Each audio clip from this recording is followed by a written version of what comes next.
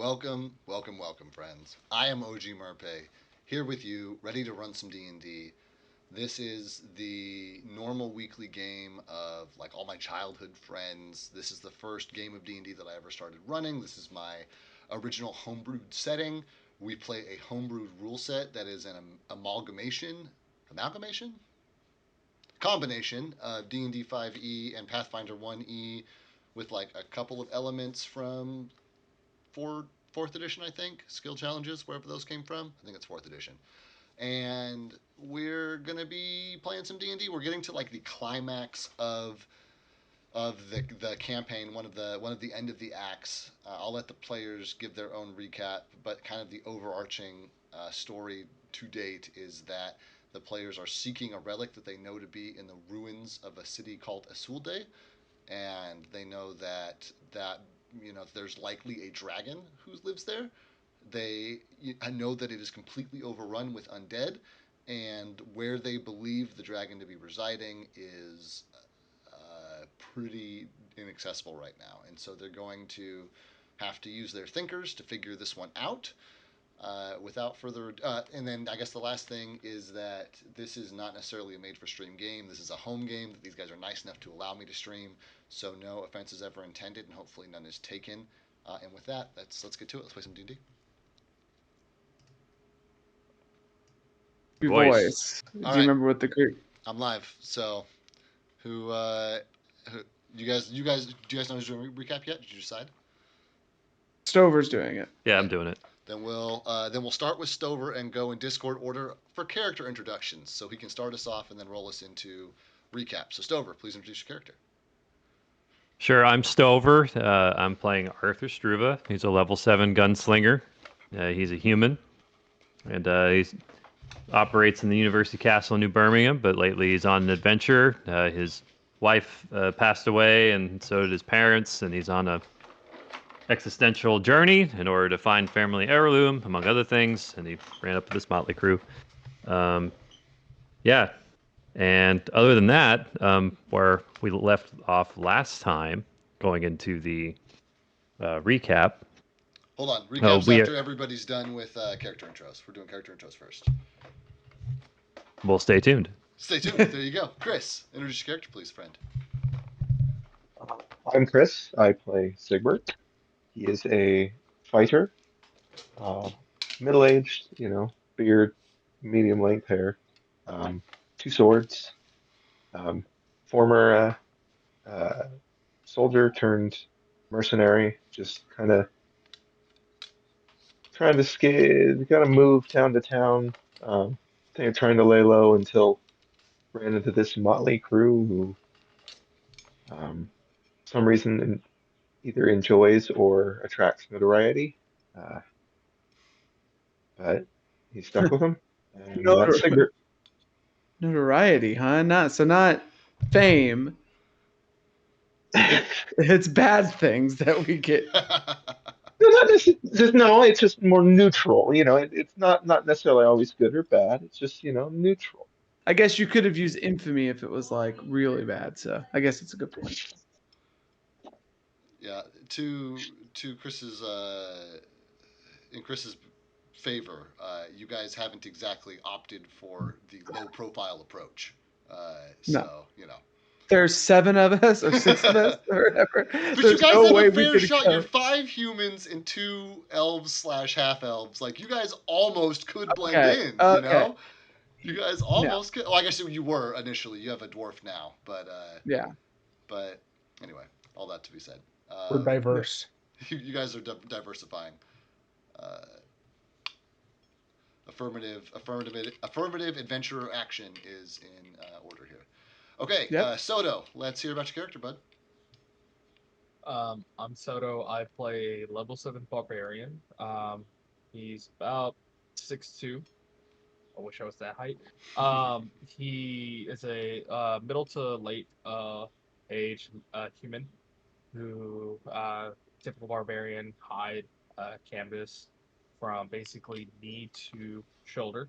No coverings other than that. Maybe he'll wear a couple moccasins if it gets cold, but if it's a normal easygoing weather, open toe shoes, baby. Um, he has a difficult, a, a definite drinking problem. Where he started to get better because there was no alcohol to drink. However, he tried some giant's milk. I don't know what best to describe whatever he drank. Dave, Grog is probably the best descriptive yeah, word for it. grog, and he back on that pony, baby. Um, After that factor alone, he's been back to his 7 score intelligence, for better or for worse. And he's basically on a mission and path to destroy all orcs as he can, because he's trying to avenge his fallen clan that basically decimated. He was the only survivor of it. So, hence for his drinking problem. I like it. He's well rounded. He's got depth, reasonings for. He's not just an alcoholic. He's an alcoholic because his tribe is dead and he hates orcs. Yeah. Drinking, Well, I yeah. have no problem drinking. If your mama died too in front of your eyes, you can be drinking too. I'm not saying you need a reason to drink, but some people have one. You know, like I got it. There's therapy. Tell me on the world of Valmina. Valmina. Palmina where the fuck there's a therapist, and he would go gladly find one. Roll a knowledge local check, please. I end my slot there. Moving on, Tyler, talk about your character, bud. Yeah, my name is Tyler. I play a Tusk. He's a elf sorcerer from the College of Arcane Arts. He was born and raised there. He learned his magical beginnings with the college and then decided that he wanted to leave and check out the world and see what he could do with his magic. They didn't want him to leave, so, he had to leave through means of his own. Ended up in Irigan, meeting this motley crew. Tusk is an elf with just like regular dirty blonde, short wavy hair. He's about average height. Pretty kind of young for an elf. He's pretty plainly dressed, except for a couple of notable artifacts that he has on him, or magical items. And he's always looking to find creative ways to use magic or just default back to magic missile. Love it. Aaron, that means you're up, friend. Yeah, I play the 152-year-old dwarf Galfast.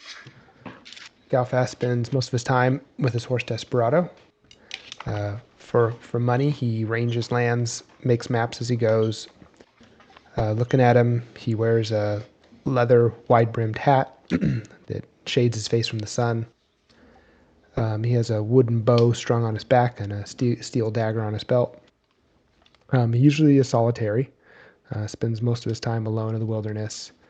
He navigates treacherous terrain with the skills from being a seasoned cartographer. Recently, he's came upon this group after being sent south by Lord Estebar. He came with gear to restock everyone, but since he's joined them and has been traveling with them for the past few days. I like it. That means Anthony, you're up. Let's go, bud. Anthony, I play Kythar, who is a summoner elf with his. Oh yeah, you play Kythar? Oh, Kythar. Oh my Last God, week, why did though. I say that? Last week. That's why. Sorry, I play Simone, who is a elf. What's the summoner. last game? It was 2 sessions ago. Whatever. With his trusty sidekick Eidolon, Wilb with a B, like biscuit. And honestly, right now, Simone is just so focused on trying to get as many people saved in this city as possible. Honestly, it seems like we are trying to get ourselves killed, and it's kind of hard to make the correct decisions sometimes. So what Simone is focusing on is hopefully making the most correct decisions in order for us to get inside that tower and take care of what we need to take care of and get out of this place. It does not feel natural to be here. It's almost like it's almost like the magic within Simone is like about calling creatures and creating them, while the magic around him is about death and decay and destroy and reanimate, which it just doesn't feel natural. So he feels like, it's almost like anti to him just to be in this place. So taking care of what we need to take care of, kill what we need to kill is kind of all focused right now for Simone. I love it. And speaking of having the heebie-jeebies being here, Joe, why don't you just talk about your character a little? Hi, I'm Joe. I play Little Guy. No, you don't. I play little guy. You play. You play little guy's best friend. I play. Wait a second. You guys, wait, hold on. Has that been discussed yet? Hang on. No, I am Reed. I'm a real thick boy. I mean, practically bursting at the seams, you would say. I don't know what that means. pretty brawn over brain kind of guy, but I do my best. Reed is pretty good at kicking ass and doing it in the name of his goddess, Iomade. He has a badass shield, which he thinks that she might have had at one point. Not entirely sure. He is also... He's also hyper focused on super focused. What the fuck is going on right now, because he has never been in some shit like this before, and all he wants to do is keep his friends alive. That's Reed. Cool. Love it. Which puts us back to the top. So Stover, if you would kindly pick up where you left off and let us know what happened last week and loosely where you guys are at in your story. So last week we were coming from the crypt-like areas where we fought off a bunch of skeletons, and we found ourselves at the top of Isolde's ruins, and we were looking out and trying to figure how we were to navigate through to find the altar that our little guy friend told us about, who appears to be more frightened than the party is, much to our surprise. So we were navigating through the ruins, trying not to get caught. There are a fair amount of skeletons around that may have heard our navigation, so we found ways to distract them in order to get to a walled-off location where we could get some rest. However, some of the distraction kind of called over the horde as well. Mixed results. Yeah, exactly. Definitely mixed results. Yeah. However, we did find a house that was, in okay condition, and we kind of repaired it a little bit. Yeah. We barricaded what we could, and then we utilized the lantern in order to keep away those who have some level of awareness to possibly find us. And we took watch during that time in different shifts, so that way everyone can get a full rest. I think Arthur and Sigbert had a particular one-on-one when we were looking at the altar area or the temple area. We're not quite sure. As it's flashing faster and faster, and the undead hordes are beginning to amass towards it, and we were wondering how we were supposed to get around all of the enemies about. And I believe Atesk and Simone had a wonderful tall tale story throughout the entirety of the 2-hour watch, as they also witnessed the altar temple looking centerpiece flashing off light and seeing all of these different undead creatures assembling. Mm-hmm. We also heard voices from, we assume, Saltwing. And what they said, one of them says, "I've been expecting you. Thank you for bringing the relics that I seek." And then the other one was the college. Ah, shit. Did anybody else write it down? Because I wrote it down as fast as I was typing. It doesn't really make sense. The college, Yeah. the keeps, and of my kind, the first of Valmia's inhabitants. Is that right? Or what are you saying? Wasn't that a bit of time ago? The two most recent ones. Oh, what were the two most recent ones? I've got it here. He said Yeah, go the college, the keepers, and my kind, the first of Valmina's inhabitants. Keepers. Okay. Yeah, and then a few And sessions ago. Oh, do you have it? I have a little bit more. He said that he was kin to Nox, and the only person that we know that could be kin to Nox is one of the other members of Alzareth's brood, or Alzareth himself. Mm-hmm. Yeah, and then 2 sessions ago he said, "I've been expecting you to bring me the shield that Taka carried." And then last time he said, I think it was right in the morning, he said, "There are powers at work here you could not comprehend against the college, the keepers, and my kind of the first of Valmina's inhabitants." That might have been what you just read, Joe.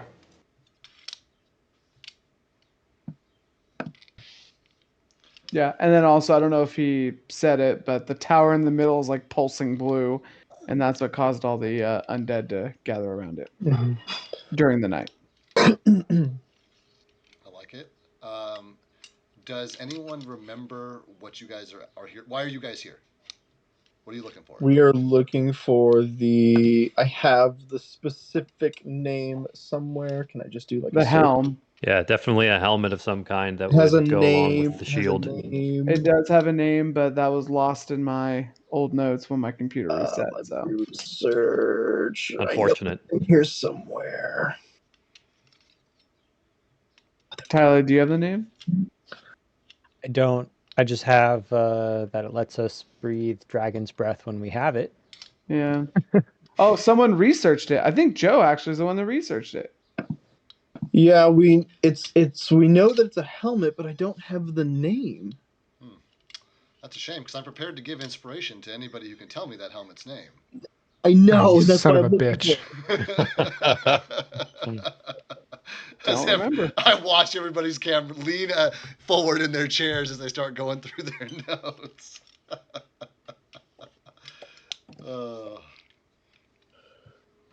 I want to set you guys up for success, so it's almost like a pop quiz. Get a little inspiration. You're muted, Soda.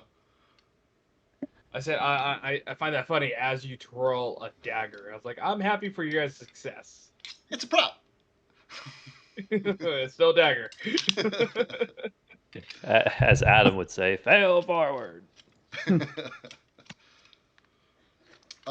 I will let that be a standing offer throughout the session. If anybody stumbles across it or it comes to them or what have you, I'm not going to allow for a wisdom save unless you guys have like an in-game reason to be looking for that. I'm gonna take an educated guess. Is it the Helm of Prophecy? It is not. You're thinking that because your shield is the shield of prophecy. That's correct. Yeah. Okay. Well then, it has been really quite the grueling week in some. You guys have, the last time any of you slept in a comfortable bed was over a week ago in Edgetown, and even then, you woke up and some of your shit was stolen. Like even that was not a super restful sleep. You guys have spoken with local lords. You guys have become friends of the forest. Sieged a gatehouse. Fought off some mantadrakes and orcs. And orcs. Yeah, that was the sieging the gatehouse. And with cannons. In your with cannons. Yep, that's right. And in your last, day yesterday, from your perspective, you spent the entire day going through these tombs, picking up this strange creature, and poking your way through about the 4 outer rings of the city, leaving just a couple more between you and the center of the city of Isolde, which is a coastal city in ruins. And at the centermost ring is a hilltop, which has a large, built temple-like building of some kind with a pulsating blue light. And now that you've woken up and looked outside, you can see that the ring around that temple on that hilltop is just seething with bodies of different undead. And, as you listen around the house that you guys have rested in, you hear nothing but silence in the immediate area. Because you all rested very early last night, You're getting a very early start this morning. The sun has not quite yet crested over the horizon, but the sky is light. It's about 6 a.m. You guys have taken your rest. Your lantern has shut off, and your spell slots have been replenished. And you guys are in free action, awaking in this house, which is in pretty good shape after last night's mending session. What would you guys like to do? Kythar is gonna be. I'll go poop. Didn't you already do that? That was yesterday's poop. I'm This is gonna today's. when he makes that noise, I'm gonna stand up and be like, "You're so lucky, fool, that those undead passed us last night. I would have kicked you in your ribs for that kind of yell.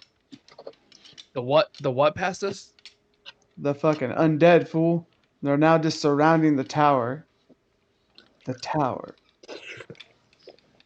What tower? It's called. I would say I'm gonna point up there, the temple up there, fool, with the pulsing light. And What's then the temple? as I point to the temple, we'll go look for yourself. I'm nearsighted. I can't see far. It Well, would be then trust. it would be Then obvious trust to my. you that that instead of the gray of stone, it is the hill is now black. Ah, I'm gonna be like, then trust my words, fool, when I tell you what I see. well. Okay, I'm gonna go poop now. Remember to take your pants off. Hey, little guy, you seen anything like this before? Who are you talking to? Oh, Little guy. Oh, okay. Yeah. NPC. Looks like the altar. Same colors. Also scary. You got any advice on how to get past that? I'm gonna point at like the wall of and flurry of zombies. And he's gonna point two of his 13 fingers on one of his hands at you, Jesus. and be like, and then make like a sound. Like a crackling, popping sound. Yeah, like an explosion sound. Like, Or okay. I'm like looking at him like, hang on. I'm eating. like in tomb, you Into me? you went boom boom. Does anybody understand what the little guy's saying here? Not a clue. All right. He's a useless creature, fool. I'm You telling want you. me to you want me to go in there and go boom?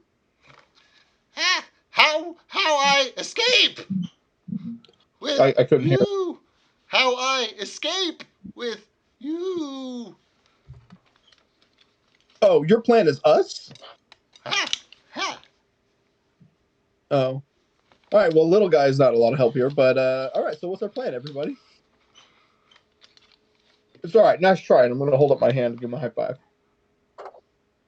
And he like sniffs it.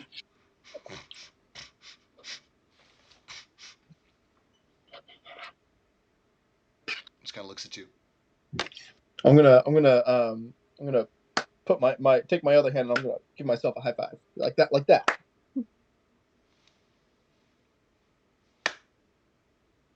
We'll work on it. It's all right.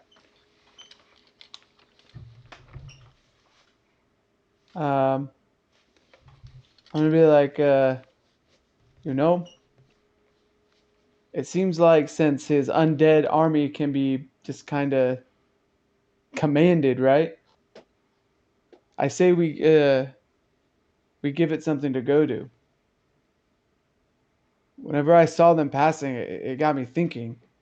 Once I saw that they can be moved around, I'm like, this puto can point them at people. So, what if we set up a test somewhere that he can be pointed to, and that Saltwing puto points those armies at that, a test, We get him out of there, and then we hightail it to the temple, fool. Using Atesk as bait, I like it. Wait, I don't want to be the bait. Well, like you've Kythar's been coming like, in with his pants. Is like, I agree. Let Puny do it. because my thought process is like, since the siege, right? It's basically been get a test, get a test, get a test, right? So how about we try to give them what they want, and then swoop it out from them right before they grab you, fool? I mean, I'm not very fast. What's our plan to swoop him out? You know, I've been thinking about it, right? Your DM's glad that somebody has been. I'm sorry. Go ahead. Give me one. I'm just making sure of one thing. Yeah, you're all square. Two other people can talk too. I'm about to say, anybody find the name of the helmet? Anybody got that for me? No. No. Okay. Okay, so I'm gonna be like, you know, while I was convening last night and thinking about, you know, the knowledge of arcane arts that I have, there's this one that I came across called Dimensional Door. Have you heard of it before? Yeah, I'm actually pretty familiar with that. At least when I cast it, and I'm just a lowly, you know, putos, you know, I got fucking Wilb here with a B. You know, I can only go like, you know, 500 feet away, fool. I would imagine if you, a sorcerer like you, fool, could probably go even further, right? Yeah, I've been looking at that one. I can't use it yet, but hopefully soon. Or you can't use it yet. No, I can't cast. Well, fuck. Fourth level? That means I'm gonna have to go. But they don't want you. Well, that's what I thought too, right? But then I was thinking about it, and right before we crossed the fucking, you know, crazy ass peninsula, one of the creatures that said like, you know, oh, there's two of them, and I believe he was referring to me and Atesk. How many people can go through Dimensional Door? Two, fool. The person who casts it and one person who touches. At least from my understanding of the spell. I think you can maybe do more than two people as long as the people are all touching together. See, this is knowledge that that I don't know. You know, the reason why I'm telling you is because you know, I can use this particularly with Wilb. However, because, you know, we've been gathering and conquering essentially more powers, the more power we grow with, you know, these you know, spells and things have just been kind of, you know, being emboldened inside of me and coming to the forefront of my thought recently. It's actually been kind of weird. But either way, fool, that's just like an idea. I mean, you know, anybody else got any ideas? I mean, if you've got a way to get out, The thing is like, you know, what other shit does this guy have? You know, it's not like a perfect plan, right? It puts us Yeah. hella, you know, or, you know, and I'm gonna look at you know, I'm gonna point at little guy. I'm gonna put that in quotes, and be like, unless this puto over here can draw him away for us.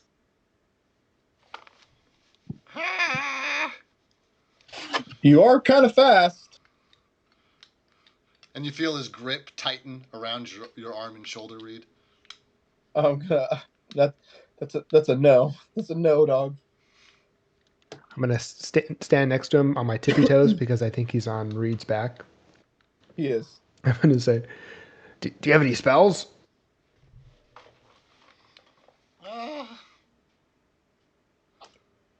And he like holds up his finger and it like glows, ET style. So you're a light. How bright is it? It's pretty dim. And he's like shielding his eyes a little bit from it. You got a heart of gold, fool? Hey, I'll vouch for him. I got him. Judging from the platform on the top of the temple, Yeah. To the ground level that we're at, or at least right before the undead horde is, Mhm. what's that? What's the how tall is it? You know, it's a little bit more because of the incline, but I'd say approximately 250 feet or so um, of like hillside, and then the base of the building, and then the ground level, of the city, basically, because all the outer rings are pretty much all on the same level. It's a pretty flat place except for the innermost ring, which it's impossible to tell what it was then because it's all just crumbling buildings now. But it's a ring of debris around the temple itself, and it's probably 250 feet up the slope to get there. So altogether, it sounds like it's about 500-600 feet from where we're at. You guys are in ring like 4 of the city, and I know that at some point somebody was on a rooftop looking around. So there are I was. 7 rings So was total. Alpha. So there's 2 rings Oh, gotcha. between you and the place, and each ring is a few blocks deep. So we still got some movement to do. Yeah, but when you were up there looking around, there was literally not a soul between here and there. Yeah. The rest of the city Yeah, is but basically vacant. Hey, I want to try something a little specific when you get time. yes. Um, Okay, sorry. Go ahead. No, you go ahead, no. please. David, I want to try a check, but I don't know if it's the right check. Just tell me what you intend to do. I want to, because this is the temple that we're looking at, and I tried looking at it before, but now we're quite a bit closer. So I want to do a knowledge religion check to see if I can gather any clues or anything, about what we're walking in necessarily. Yeah, go ahead and roll me a knowledge religion check. That's acceptable. 18.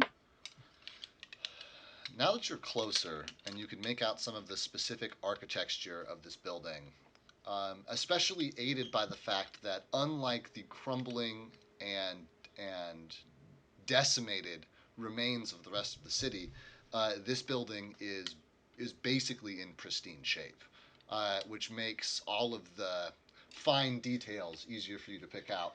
And Reed is inspecting it, and despite the fact that members of his party have referred to this building as a temple, he begins to suspect that may not actually be what this is. It is grandiose. It has the same size and gives off the same vibe as a temple, but it may not be a temple. It may be a palace or something else entirely. Okay. Hey, I know we've been talking about this like it's a temple of some kind, but I don't think that's what it is. If you squint and look at it a little bit more closely, doesn't it look like a palace or a castle or something? I'm like, from where I'm at, fool, it looks like a fucking temple. Or at least, maybe fairy tales have skewed my biases. Sometimes palaces have a secret entrance. I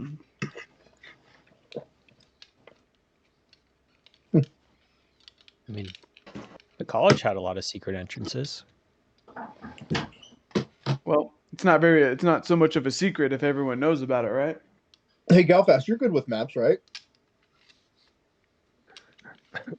It's been said.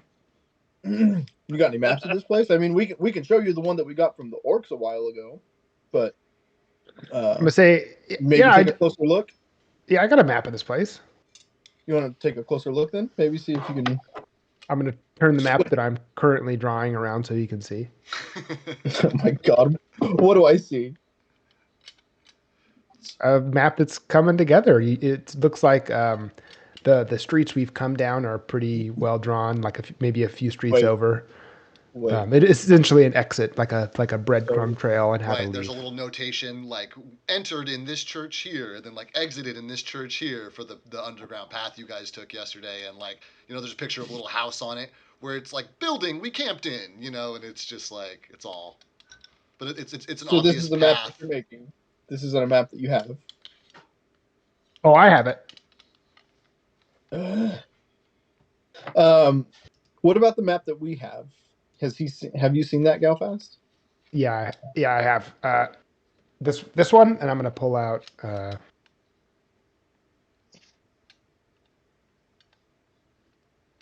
If you've seen it, It's that's good. I just want- Tahaka's. It's the map that we got from Tahaka's chat. Yeah, I Yeah, tried and to it's paste it in. literally Yeah. it's literally posted in maps and things as well. Yeah. Okay. So Galfast has seen it then. Never mind. Yeah, I have.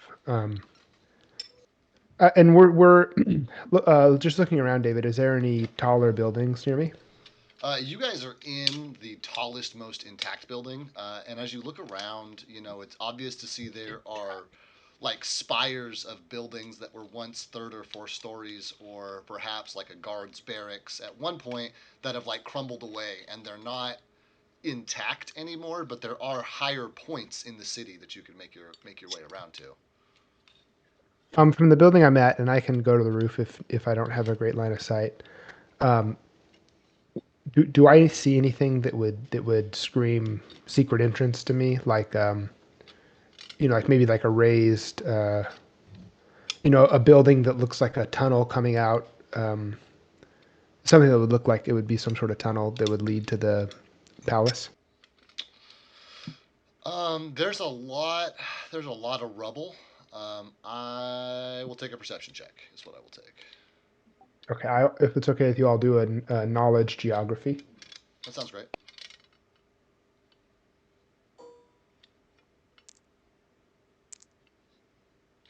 Nice. Oh. 27 total. My perception, my knowledge geography is much lower than perception, but You can't say anything for the rest of the game now.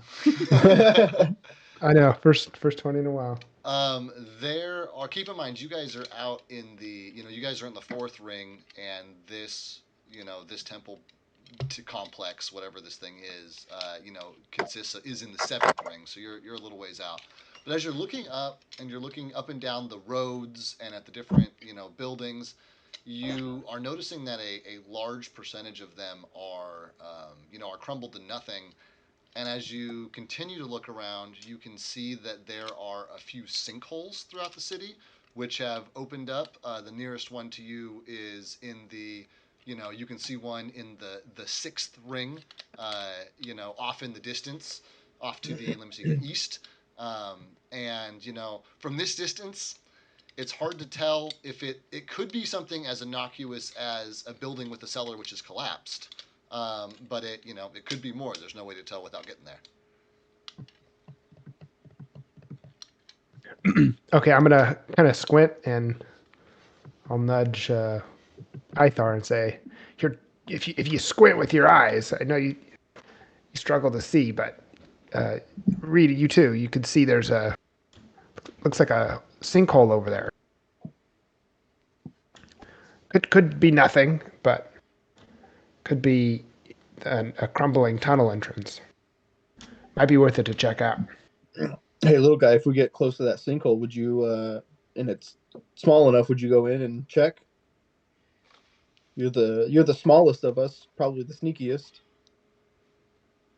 He nods his head cautiously. Hey, bud, you got it. Trust me. And he looks over at Galfast and he points to the satchel that he saw the jerky come out of, and he holds his little 13-fingered hand out. Okay, let me think. I've given him like 3 pieces, and I've been on the road 3 days. I don't know. What do we usually travel with? Like 2 weeks of rations? I'm gonna tell. Don't give that puto any food till he gets back here with information. And you guys, I'm gonna reach in my pack. I'm gonna take half of the piece. I'll give it to him, and then the other half's later.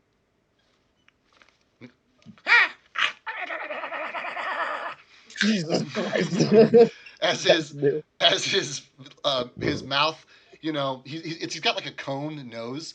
The entire thing slit, from end to end, just like opens up, and there's like multiple rings of teeth.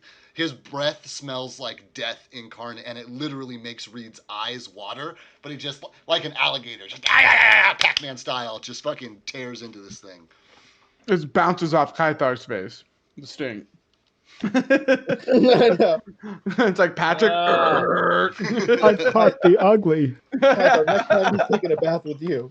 You took my only food. Now I'm gonna starve. All right. So let's try the sinkhole. We'll send little guy in, have him check it out, and then if that doesn't work, worst case scenario, we use you two as bait. What? Does anybody else have any other ideas or abilities that they have or shit they want to pull out their ass? Like, oh yeah, by the way, the College of Arcane Arts is after me. Shit like that would also be nice to know. Would have been nice to know, yeah.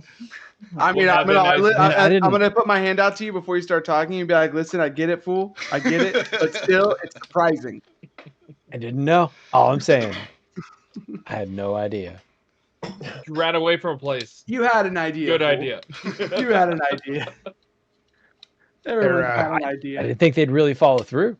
Amal, you got to But- do this, and I'm gonna hit my gut. You had an idea. There could be blood mercenaries after me. Wait, what? Hold What? the presses.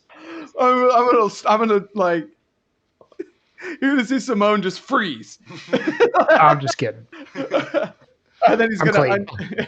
I'm just gonna tense and then untense up.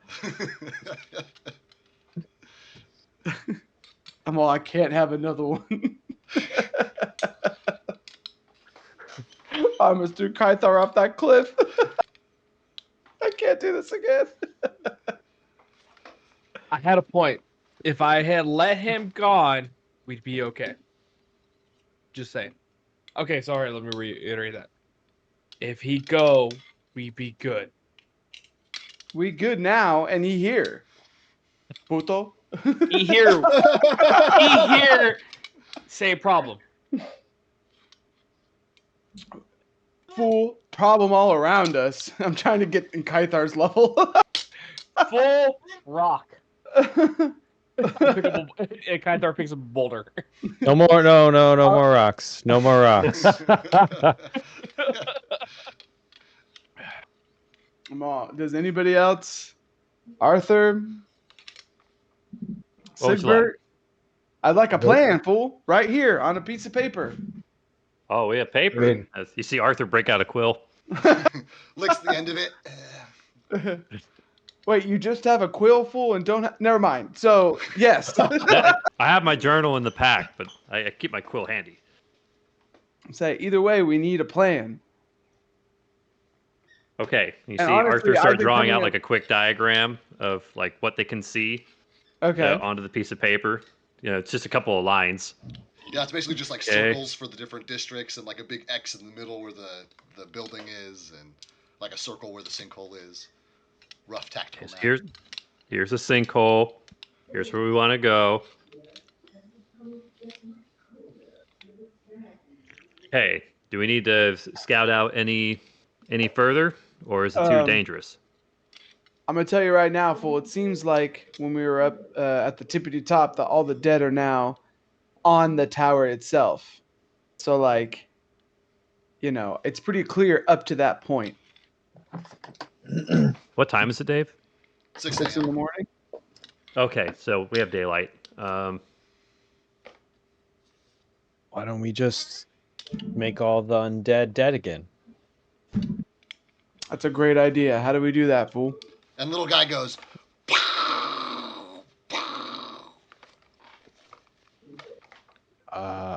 Explosion? Oh, did you bring... Oh! and he points to Reed's like religious sigil. Oh, the You want- paladin. Oh. Oh. I mean, we could do that. I mean, how many of them are there? Thousands. And I'm What if only and it's only a 30-foot radius. But I ain't got that big of a bomb. As I said, unless you got more holy life up your ass crack, fool. I don't think we're getting all of those. Would you like to find out? No. Oh my. Wait, what's your god again? Very matter of fact, too. Sounds like Senrei instead of. That's the prostitute god for people who don't know. Oh, okay. I mean, I knew that. Yeah. Actually, Joe should Yeah. know that because that's Yeah. his wife's character's god in his other campaign. And the only reason that's why right, that's right. the only reason why Simone knows that is because he's a mercenary and may or may not have prayed at their temple once or twice.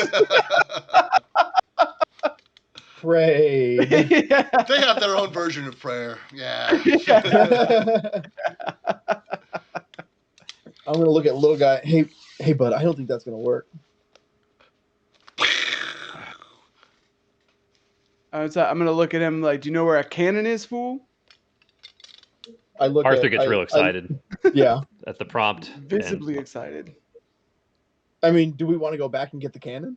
No, what the I'm fuck? joking. To the land of the giants? Through the land. Jesus. Simone has to like stop Arthur from walking out of the room. Like, oh, okay. I'm all, stop. What? I was just kidding.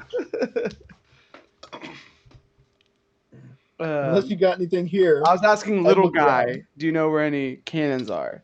I was looking at him. Do you know where the cannons are, fool? No cannons in Tomb. What kind of city is this? I only see Tomb. He says I only see two. Tomb. Well- Tomb. No Tomb. cannons Oh, in Tomb. Tomb. I only see Tomb. What about the armory? I don't know. Let's Uh, consult our map, fool. And I'm gonna look at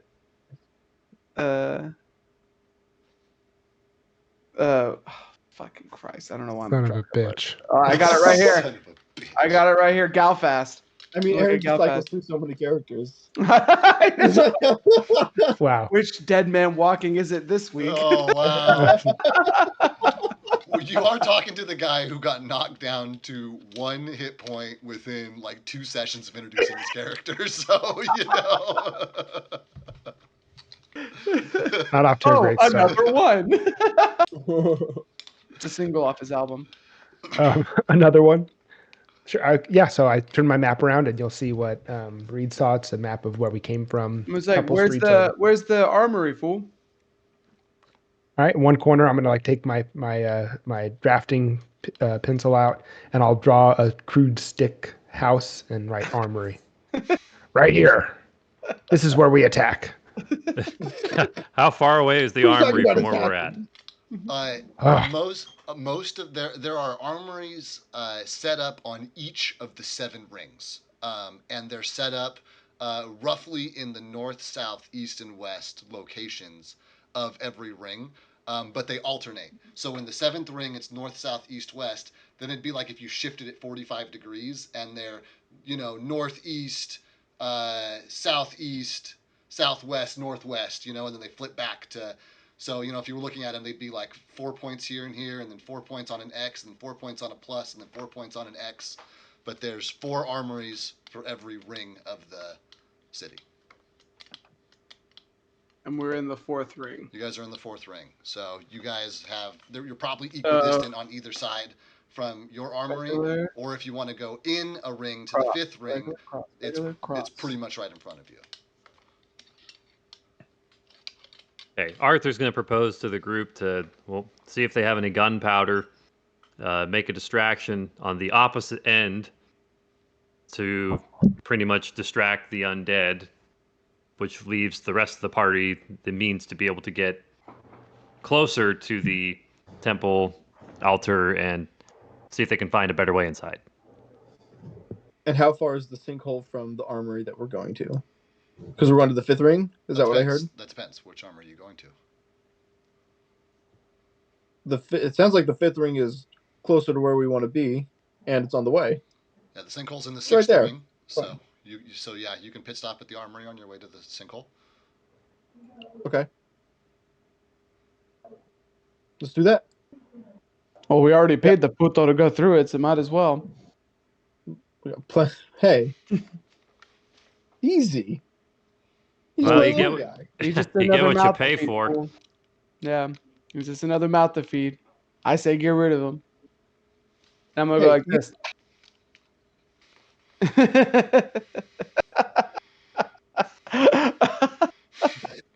I'm all think of your god before you strike me, fool.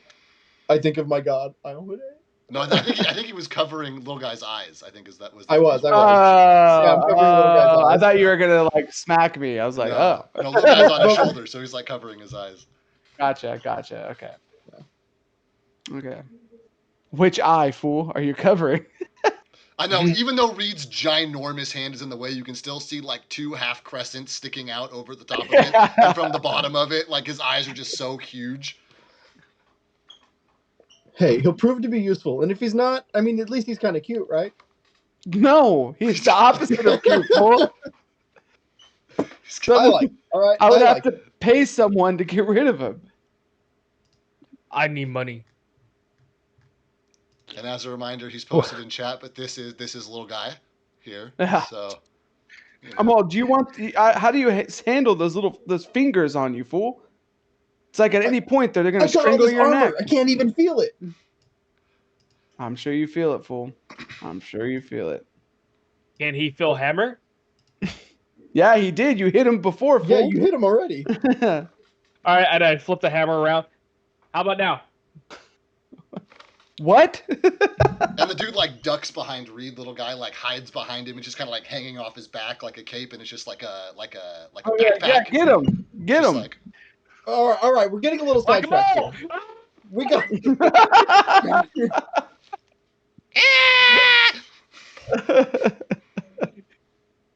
Okay. Um, Jesus Christ. while I'm Kaitar like okay. struggles to pick his axe up out of the dirt, we got stuff to do. All right, fool. Sounds like we need to get to the armory, and then to See the if there's fucking gunpowder. sinkhole. Not just that, fool. I mean, there might be other shit in there too. This is like an ancient city, right? So Swords, possibly enchanted weapons.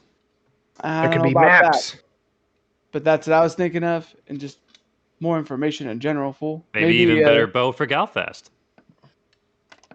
He needs it. My bow looks as old as I am. The wood's like splintering. Here, Arthur. Well, back in my day. All right, fool. Let's head out then, and I'm gonna start heading towards the door, unless someone has something else to say. okay, and you Right guys are behind making you. your way towards the armory. Is that correct? That's correct. In between us and the sinkhole. Yep. So you guys, walk out the now in excellent condition door. The hinges don't even squeak because they've all been mended. But you guys walk out of this place and begin to make your way down the streets into the next ring. And it's not silent. You can still hear the chorus of the undead ahead of you, all around that seventh ring, moaning and chanting. Well, not chanting, but moaning and screeching in harmony or disharmony with the pulsating light from the building. And Galfast is leading you along, with nothing but the sound of the wind through the alleyways and the crunching of rubble under your own feet. And you arrive at the foundation of a large stone building with 3 of the 4 walls collapsed, and it does not appear to be much more than a pile of rubble.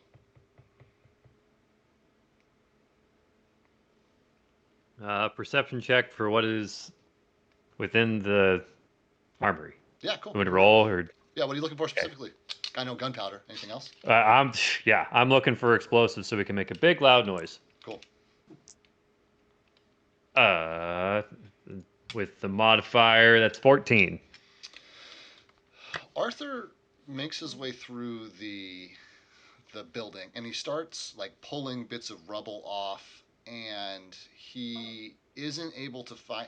He does come across things that were obviously at one point weapons, swords which have rusted through, splintered remains of bows, And as he's digging through, he's about to give up, and then he finds a bunch of small rusty balls, which he immediately recognizes as shot of some kind, but they're the wrong size. They're not, he's like at it, and they're not all even the same size.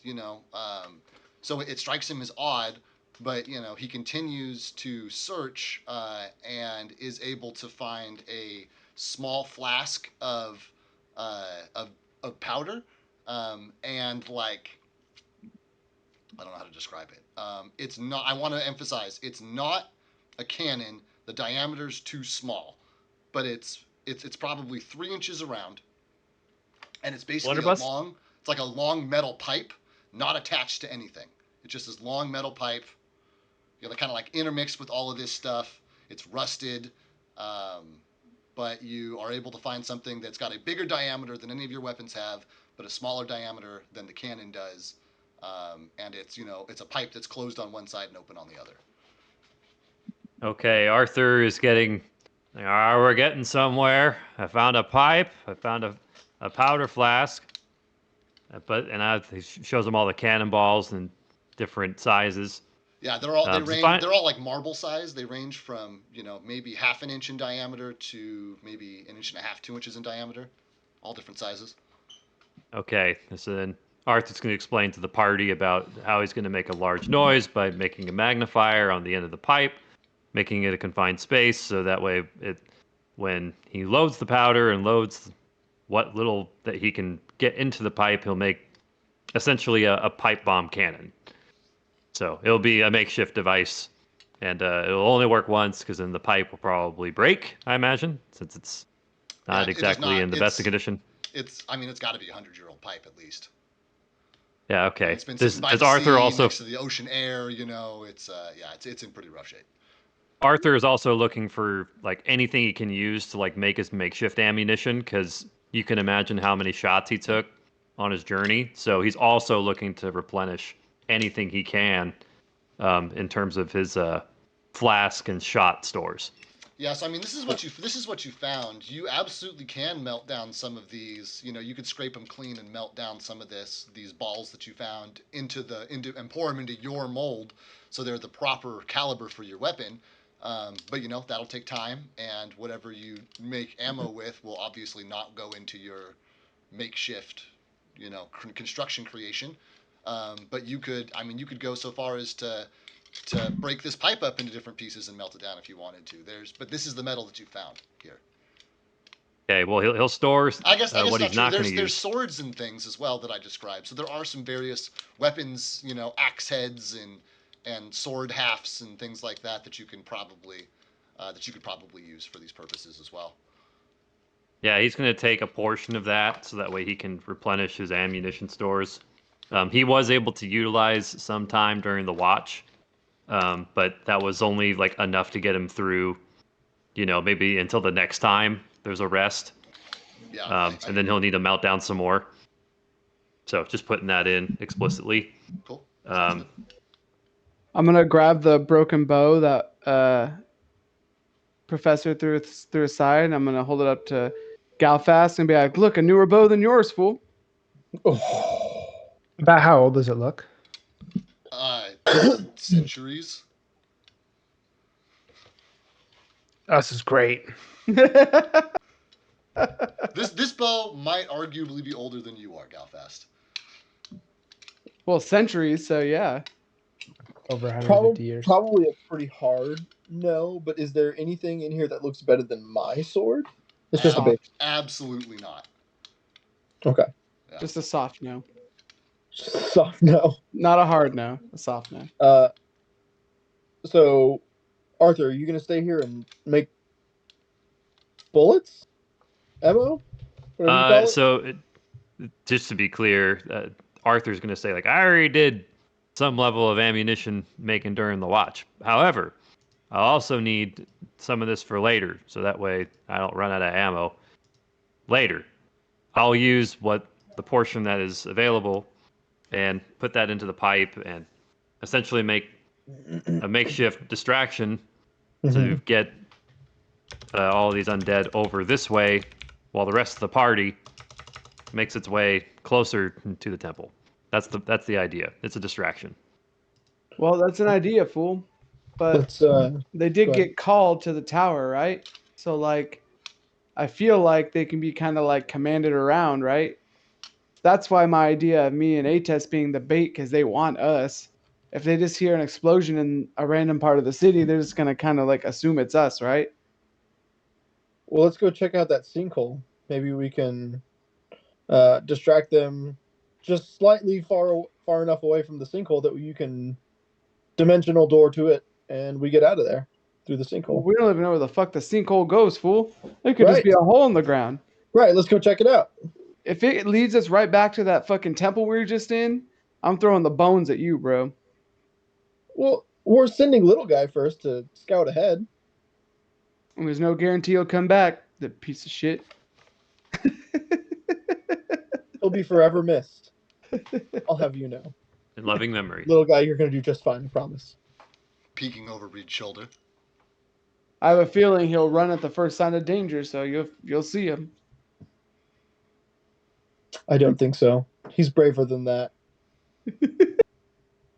Aren't you, little guy? This laugh is in character, by the way. Little guy says, no run! Crawl! Like holds his little fingers up. Yeah. It reminds me of this creature I saw in my travels, fool. It's like a little furry creature that shakes even when it's 100 degrees outside, fool. I don't know what it was, but Chihuahua? I don't. Did you just sneeze? I don't know what you're saying, fool. All right, let's get to the sinkhole. Let's go check this out. All right, I'm gonna drop the. Oh, I'm gonna kind of hold it up to Galfast, just like as the last you want. Is it still strong or is it just the wood? There's like a rotting strand of string like dangling off the bottom of it, not connected. I'm gonna say, yeah, thanks. And then as soon as he hands me, I'm just gonna drop it on the ground. And we'll continue on, or I'll continue on. That's fair. I just want to make sure, Arthur, what are you doing with your components? You're just bagging them for right now? Okay. Yeah, we're getting everything bagged so that way we can stage it where we think the party would want it best. Okay, sounds great. So then you guys make your way from the 5th ring into the 6th ring, and you basically split the difference between this armory and the next one on the 6th ring. I want to know how close to the sinkhole you guys are going to want to get. You guys just walk right up to the edge of it. What's your plan? As soon as we're nearby, I'd like to do some checks, like, Yeah. 150 feet away. Yeah, okay, great. What do you want to check for? So yeah, obviously first movement, and then I would like to do maybe a notice unusual stonework. If I can see into it a bit, if it just looks like, your garden variety sinkhole, or if I can see like stonework inside. Yeah, cool. Give it a roll.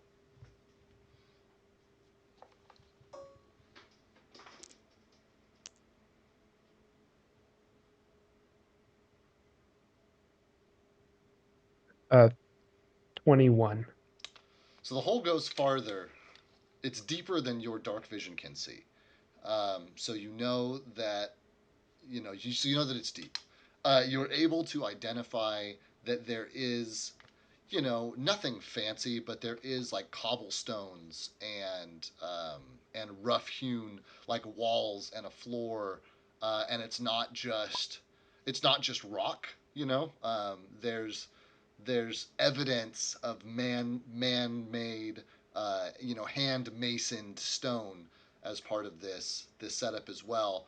The hole itself is probably at its widest up here at the top. It's probably 20 feet by 20 feet.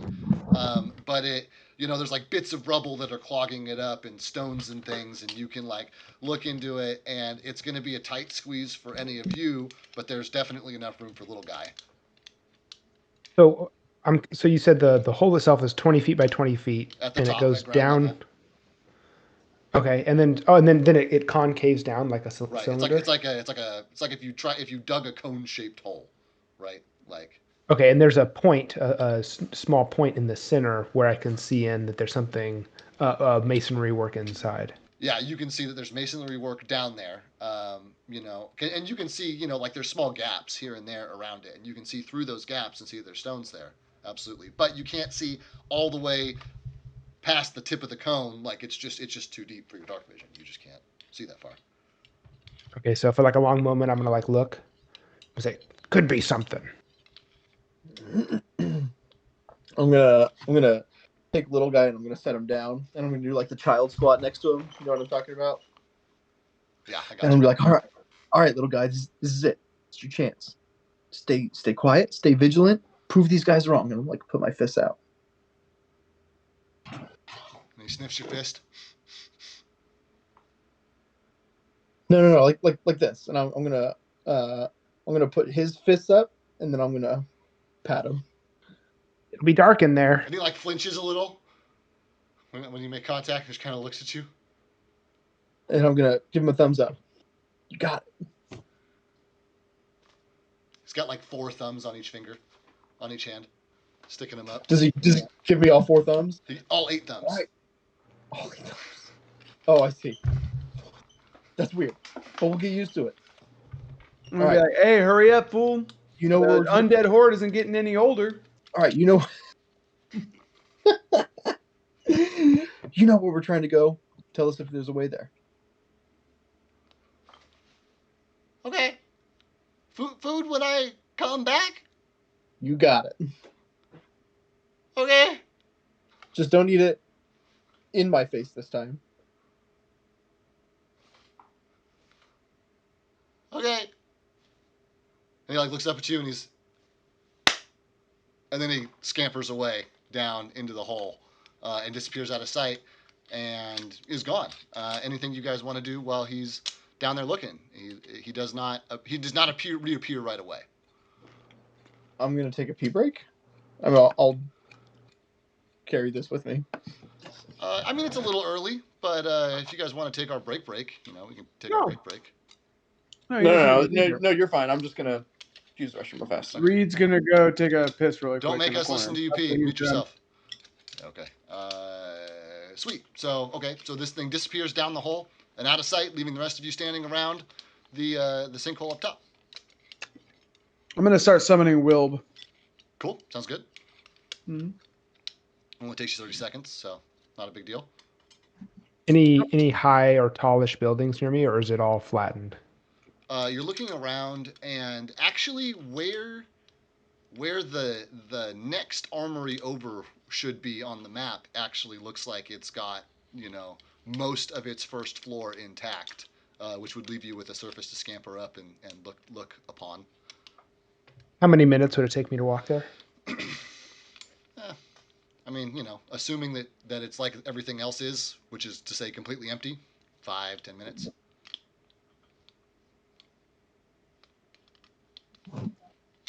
I'll point over there and say, I'd have a better line of sight on that building. Line of sight to the tower, or line of sight for our route to the tower, fool? Both, I think, unless our route is underground, and then not a good line of sight underground. No, it wouldn't be. I'm gonna take it completely seriously. I'm gonna be like, do you want me to go with you? Sure. All right, guys. It takes me a minute to put this armor back on. What I miss? Nothing. We're talking about going to the tower. Oh, I should have done that in care. We're gonna go over to that tower over there to get a better sight. How far is the tower? About 4 or 5 minutes away. There you go. All right. I'm still gonna wait here for a little guy. Yeah, you guys wait there. Okay, we're splitting. Okay. So who all is going to the tall building? I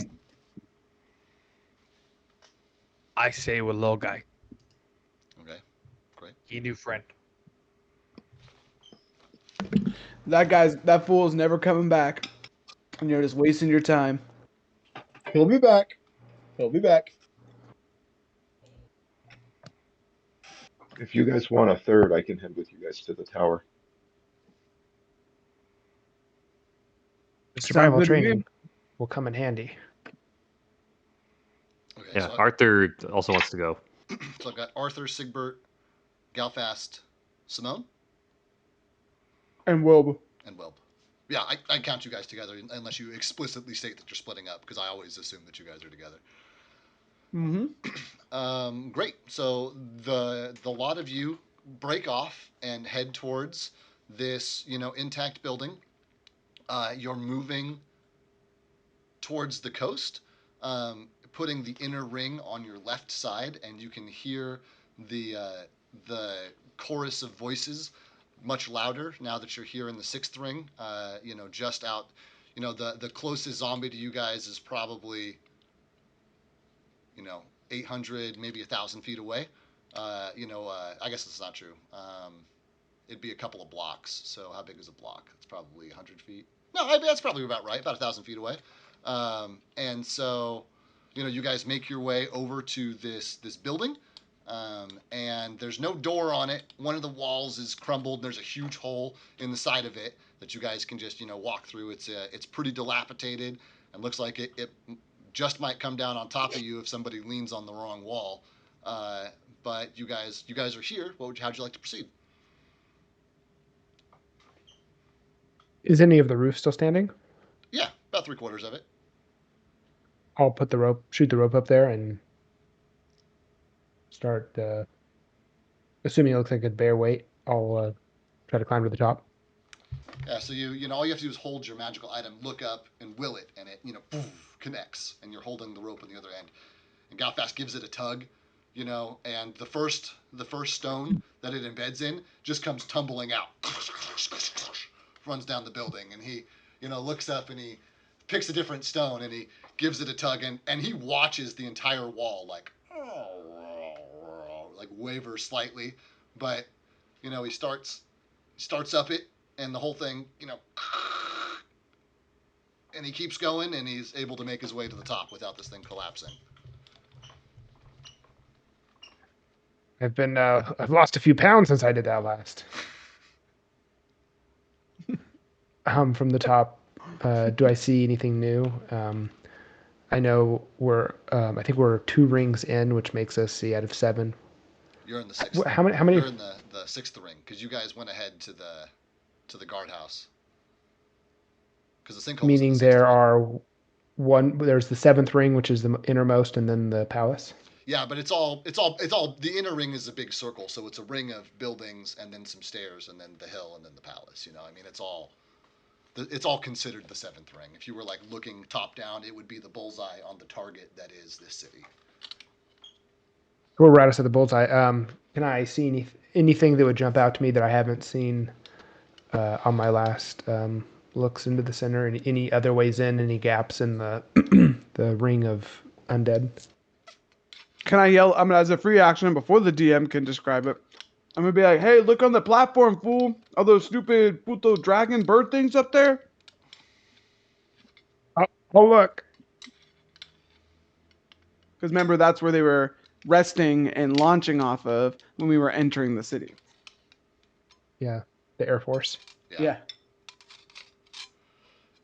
So. Yeah. So I'm not going to make you roll because you're pretty close.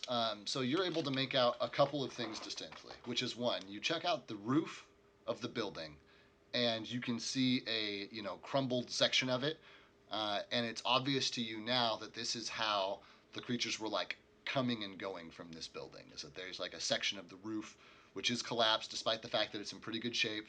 And it's definitely big enough for one of these things to have come through, but there are none in the air now. As you look at the base of it, you can see that there are 2 obvious ways in, one due south and one due east from where you guys are. And then, based on the sighting of the map that you have, it's a big plus sign. There's 4 grand stairways that lead up to this place. The stairways themselves are clear. But once you get to the top of the stairway, it's just this gradual hill leading up to the building, and that is where it's wall to wall, hundreds of bodies. Um, you can see if you like looking right and left from where you are. You can see there's another on like the opposite side of the building. You can see another, what might have at one point been a barracks of some kind that's still halfway standing, like the building you're in now. It's got identical architecture, but and then one more, obscure hovel, which is much like the one you guys camped in last night, as well as a second, sinkhole of some kind, all in your sixth ring here near the center.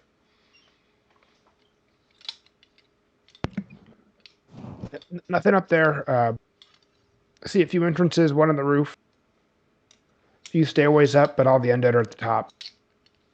At the top of the hill, fool? Top of the staircases, yeah. At that moment, you're going to see Wilb fly off in the direction of the tower. Cool. And Wilb's going to attempt to land on the top platform. Oh, he's just going to attempt to land on this building? That's correct. The temple itself. Sick, love it. Then, meanwhile, as he's flying, you guys have approached this building. Galfast has climbed it. Simone has sent Wilb off. Arthur and Sigbert are both here as well. Is there anything in particular the two of you would like to do? My rope is dangling from the top at this point, but you would see the. I know you would have seen the wall is a bit unstable. Sigbert's just kind of keeping like an eye on the surroundings, but mainly like focusing on making sure that the building's not just going to topple like right on top of him. But he's just mainly kind of keeping watch right now, making sure there's not anything popping out on us while they're up there. Got it. Cool. Besides his dangling rope. Ayo. He loves the dangling rope. Arthur, anything you would like to do while you're here? In the meantime, Arthur's just making sure that. Well, before he goes up, he actually wants to go see.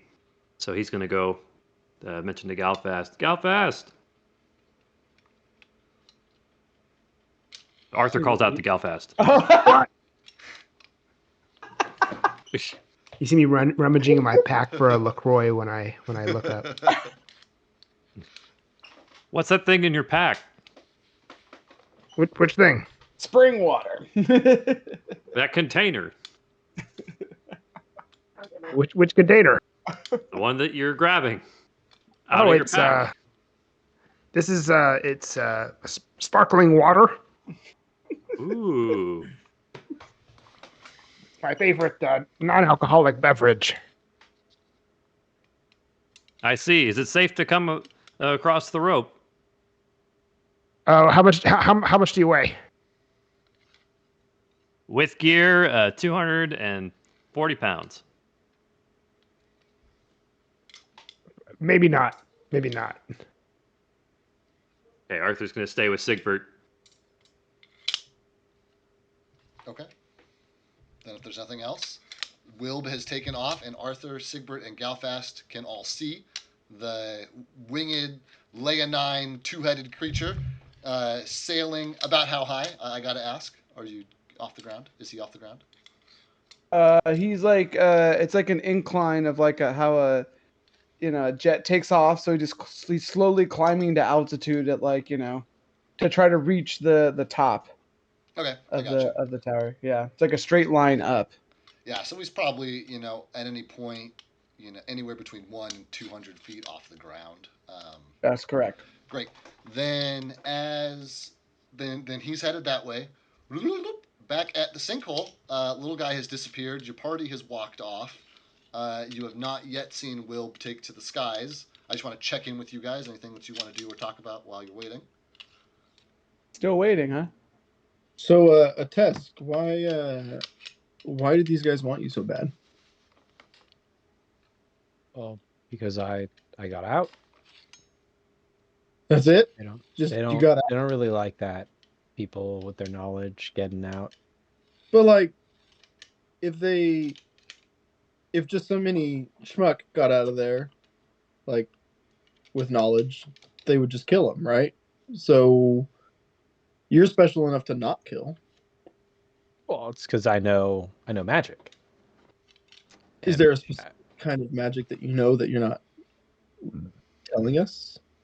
I like to think I'm a little gifted with magic missile. I've seen the things I've been able to do with it. You know they would say about gifted kids. It's bad.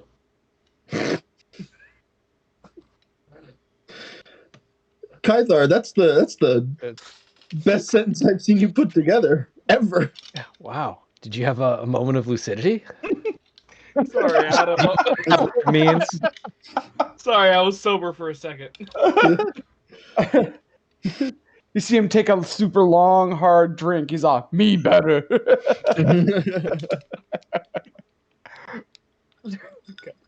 Oh, there we go. And it's in this moment that little guy reemerges, and he's holding a dead rat in one hand and a dusty bottle in the other.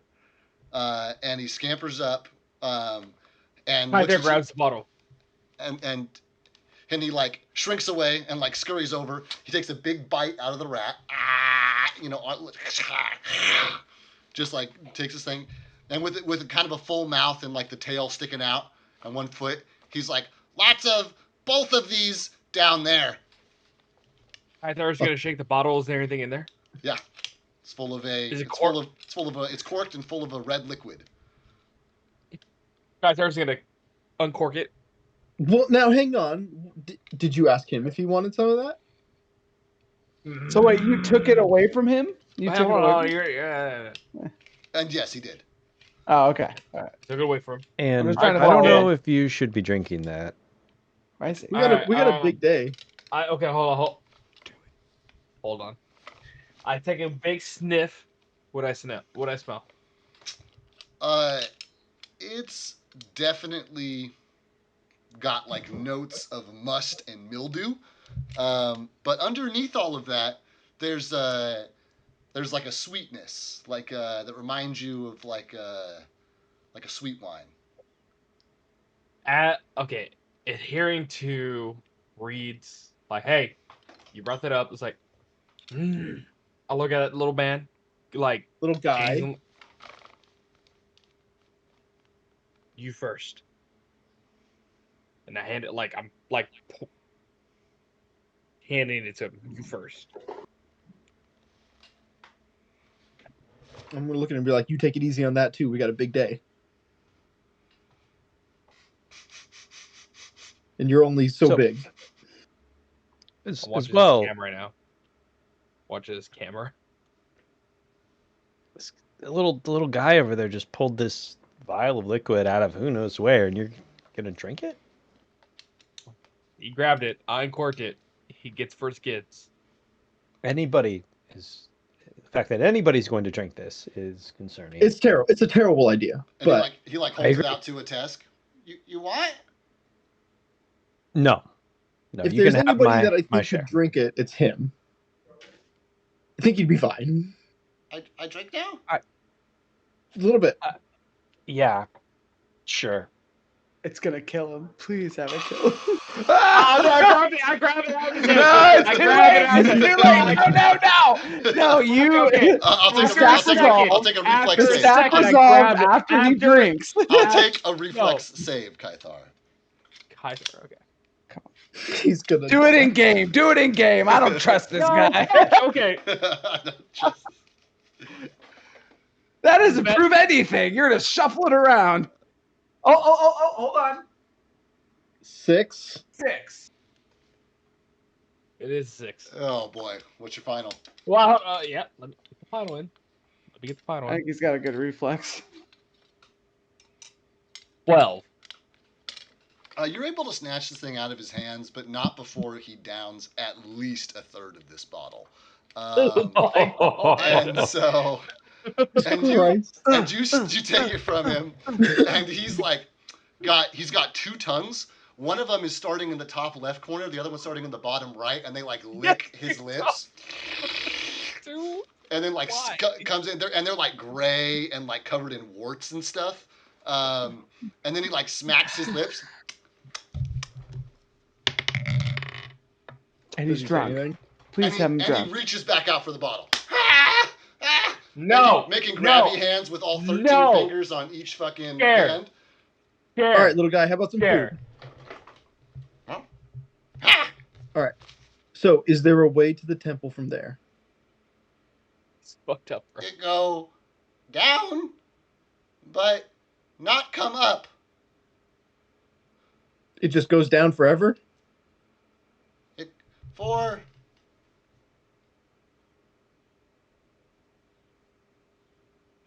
50 boxes, and he like makes a gesture. Stop 50 of the boxes with the skeletons. 50 of them. Oh, so we're not going that way.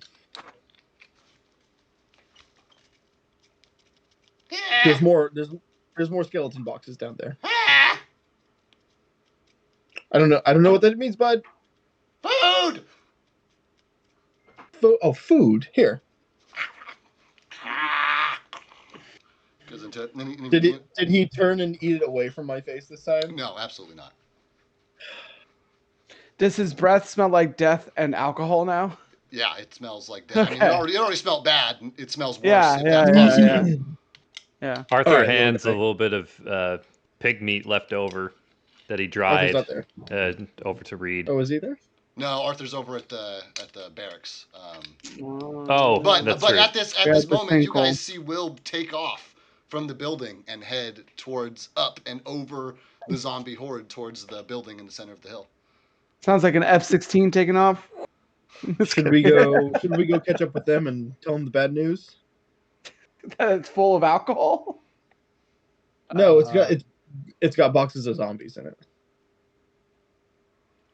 Yeah, probably. Maybe they found another way to get there. Let's hope, because this one didn't work.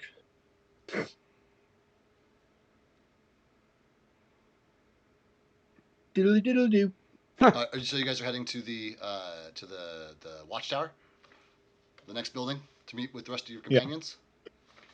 Yeah. Okay, sounds good. Wilb is the next one of interest. He is flying over the, for lack of a better term, army of the dead. He reaches the top of the building, and just before his feet hit the ground, you guys all feel the very familiar rumblings and high-pitched, whine that happens before whatever creature has been speaking to you speaks to you.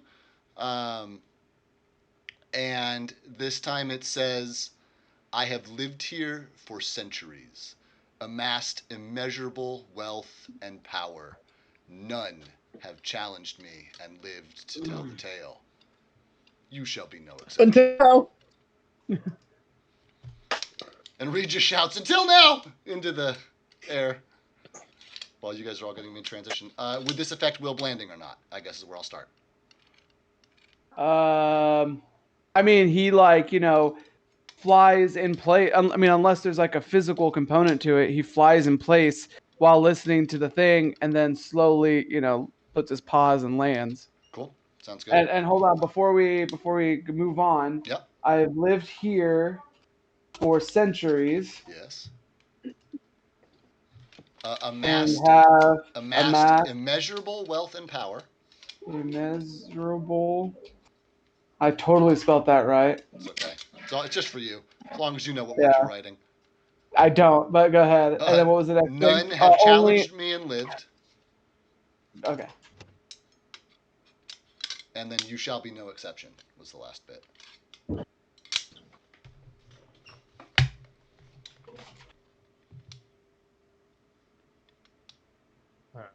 Perfect. At this point, Simone is so comfortable with death. He's just like he's. It's almost like it doesn't scare him at this point. It's almost like I don't know. He sees it as arrogance, and he doesn't like that. Yeah, that's fair. I'm all, can we just get inside and kill this puto just so he shuts up? And then Will lands on the platform. Cool.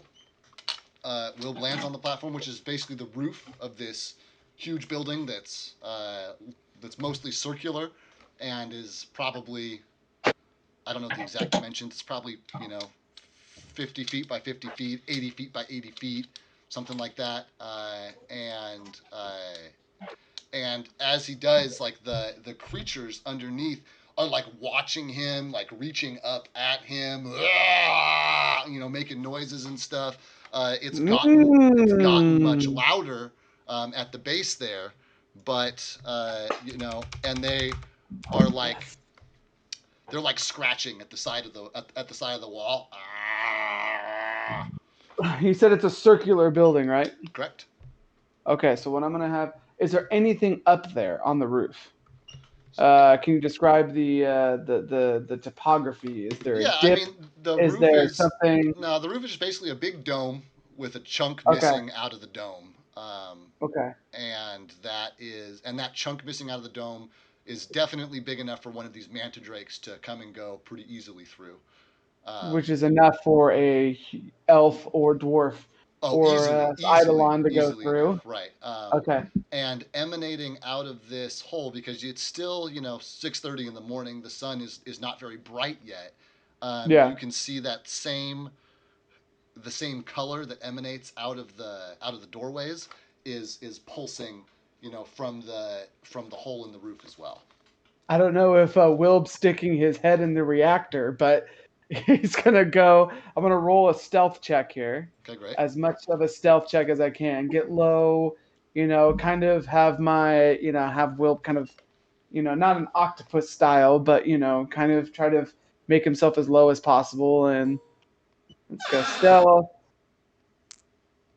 I'm sure this guy, as soon as we're in his lair, he knows where we're at all times, but might as well try. Yeah, I hear it. That's a 28. On a And 28, then go for it. he was going to plan to make his way over to the opening of the hole and poke his head out. Poke his head in, and do a perception check.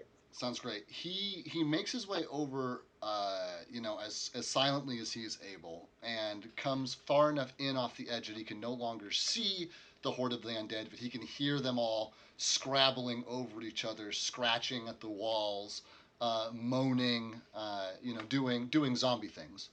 Yeah. And he makes his way over to the gap, and very carefully, begins to peer around the corner, and the light flashes are I can't describe it in any other way than from his perspective, the inside of the room looks like it's censored, like it's blurred. The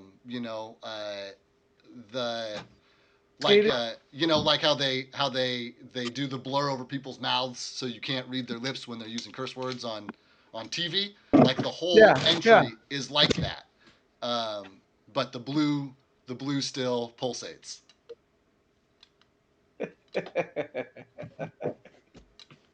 You're a piece of shit, David. You're a big piece of shit. You know that? I've been waiting for you guys to get here for a while, okay? Yeah. I'm sure you thought of some more shit while you were waiting.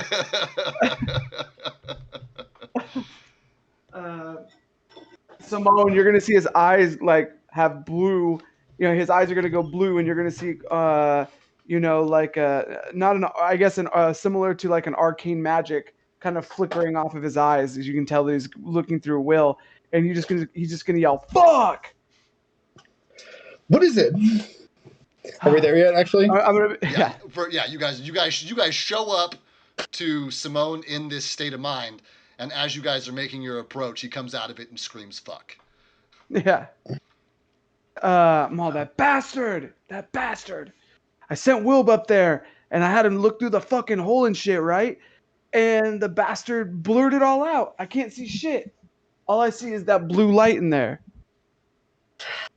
Well, for some guy that's all high and mighty, he's sure afraid for us to go find him and fight him. I don't know if it's necessarily fighting him or continuing what he's working on. These putos always got something. Maybe he's trying to hide the skeletons in his closet. Good at skeletons in his closet. I don't Arthur's think. gonna laugh at that one. I don't think Serious moment, have Cal. closet. I mean, what would a dragon wear? Pants. Pants? Armor. Pants. He Why not? is armor, fool. He's just like armor, right? Yeah, A he wears dragon scale? That's why they wear like stylish cloth. Stylish cloth. I've never seen no puto dragon in stylish cloth. In fact, I've seen one spew acid out of its mouth, which would dissolve Well, said I cloth. saw that one. That's right. It was there. It was there. Not all dragons.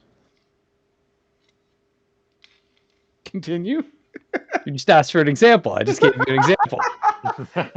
You gave me no such. Okay, all right. This is pointless. Back on task here.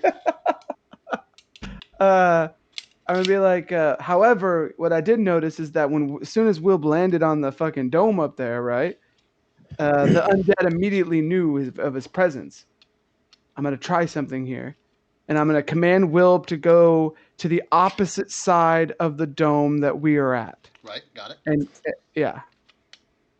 And he's gonna slowly make himself over there. And now I'd like to. Is Galfast still up on the roof? Yeah, probably. Okay. I'm gonna ask Galfast and be like, "Hey, fool, are those undead following fucking Will?" What do I see?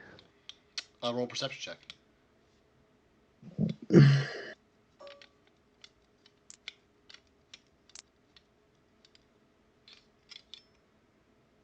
Oh, you got a high perception, I'm sure. Yeah. It's gonna be 17. You have completely lost sight of Wilb, but you do see that the creatures at the surrounding the building are kind of like scraping and scrabbling up it, but they don't appear to be like moving around. They're just kind of packing themselves tighter up against the base of the building. And on an 18, they're now probably 2 or 3 people tall. Like they're starting to pile up against the edges. Okay, I'll shout. I'll shout back. They're actually climbing up. They're not following. They're trying to go over instead of around. Yeah, they still surround it. I thought they'd follow Will. How far apart are they from wall to wall? What do you mean, how far apart? Like if you were to put a radius around all of them, what radius would contain all of them? 30 feet. That's the question. Now that we're closer. If you were to try to draw a straight line from the edge of the circle of zombies to the center where the building is, or are you talking like? Yeah, from the whole center circle? of the zombies to the. Yeah, because the way you described it, it sounds like there's like a ring of them around this temple, right? That's how I imagine it, at least. Right, Temple. that's what I'm getting to. Like it's surrounded on all Or the sides. palace. Yeah. Right. I mean, they're ringed around this circular building. So I need to know. So are you trying to? If you drew a circle over all the zombies, are you trying to find the radius to the middle, or are you trying to find the diameter? Like what are you The asking radius. for? I want to know the rate. I want to know the radius. Yeah. Great. Then that's basically what you guys asked earlier, which was how big is the hill? How tall from the ground level up is it? Because the stairs are clear leading to the up area, but then once you're up top, it's probably 200 feet of zombie. Less so now. Jeez. They're probably packed into 150 feet now because they're starting to stack up on the building? Because they're condensing, you know. Okay. That's still too far apart for me to do my Whoa. thing. Hold on, I got an idea here. Another idea just popped into my head, fool. They're flowing into me today for some reason. I'm gonna look over at Professor and be like, "Hey, fool, you got that pipe bomb ready? Standing by. Do you think I should have Will just drop it in the tower?" Drop it. What have we got to lose? Go for it. Well, no, I'm asking a question, fool. Let's just not jump to conclusions yet. Wait, so what's My the idea is intended that- goal? To blow ourselves into the tower, maybe cause a little extra damage, maybe cause extra damage to the creatures surrounding the tower. I mean, fool, I don't know. This could be a some sort of spell that blocks physical, going through it as well. Uh, But only DM one way of knowing. Well, wouldn't a test know if if the spell did that? A-Test Or hasn't at seen least you it. could take a look. A-Test hasn't seen it. Yeah, I don't know. I'm gonna look over at you and be like, "Can you fly, fool?" Me? Let me check. I look A-Test. down quickly and look back up and just say, nope. It's very casual. No. No. I thought that's something your kind does. I mean, we can. He just doesn't know enough yet. I just don't do it. So just to be clear, you want to blow in through the wall using this IED. I mean, does anybody else have another idea? Utilize it with magic missile. Our plan B and C didn't pan out. Plan D it is. Dynamite.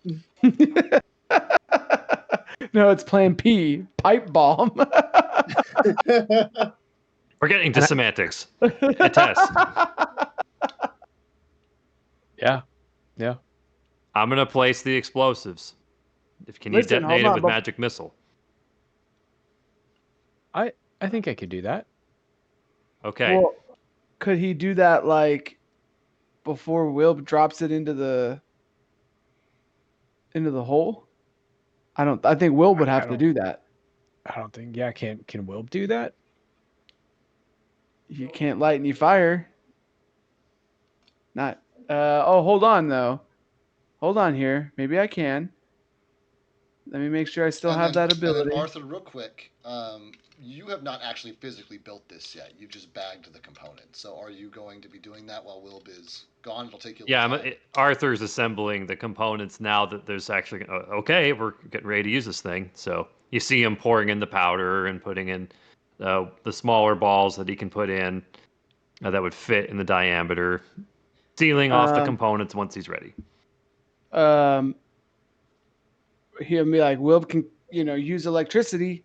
Can't use fire though. Arthur would say, Doesn't Will have 4 arms? What if we light a torch for him? He's got paws, yeah. electricity would be enough. From Not opposable thumbs. We just need to be careful with this thing. But besides that, fool, does anybody else have any other idea of what we can do here? Because even me thinks that dropping an explosive into an open hole is probably not a good idea. Due to past experience. From the top of I'd like to do another check to see if I see some sort of stonework tunnel. Something more promising than a sinkhole. I will save you the roll. There's no such obvious tunnel from the surface level of all right. the building you're on. I've got a far-fetched pitch for you, David. I love it because you guys are going to need something far fetched at this point. So let's More hear it. than dropping a bomb into an open hole. Let's hear it. It's really not. It's nothing crazy. But I presumably have spent some time training at the temple. Okay. Somewhere along those lines, I've studied the undead. Okay. Stands to reason. How I'm with you. efficiently DM can decide would you allow a knowledge check of some sort to see if like I've read about this kind of phenomena occurring or anything like that, and how it works? How it works, like how creating undead works. Know how like if the kind of thing that we are seeing right now is something that I've read about at some point or have heard about, like, and how people have gotten around it before in the past. It's Or a stretch. something. It's a Something. high. It's a high DC, but I'll give you a roll for Or it. is it Yeah. undead armies for dummies? I mean, I was trained. There's a whole temple. We got a hierarchy. Like, somebody presumably is pretty smart. He had access to a And library. Yeah, maybe I I mean, just heard a How to story. get past an undead horde 101. I know. What Go do to the chapter on you? what do My dragons wear. I know. what a dragon swear. My dissertation What was check do on you want, dragon David? clothing, okay? Dissertation. PhD now. The legends are told of the silken undergarments of the dragons. I have learned firsthand that. They have to be fireproof. What kind of check do you want here, David? You were gonna roll a knowledge religion check, or a knowledge. I Yeah. guess you weren't gonna roll Okay. religion. You were gonna roll a. I don't know. I mean, Knowledge you gonna religion would be roll? the best one I would have for that, I think. But unless you want something different specifically. I mean, go ahead and roll your knowledge religion. Undead. It's not your religion, but it is some people's religion. So 19. Oh, of course. Lame. Lame. okay. So I mean, I wanted On a a higher 19? one. I wanted something better. I wanted like a 30. So Reed has seen not much undead in action personally, Okay. but from what he's seen, he knows that there are a number of ways in which a corpse is animated, and if they are, you've never read of anything short of like a demigod tier individual being able to immediately control this many undead. However, there are many different planes of existence. There's the one that Wilb lives in, when he's not here. There's the stuff that, Atesk's elementals live in when they're not here. And there's a multitude of other dimensions. One of those is the realm of the undying. And this is what you're seeing here, the volume of undead, is consistent of a rift or a bridge between this dimension and that one.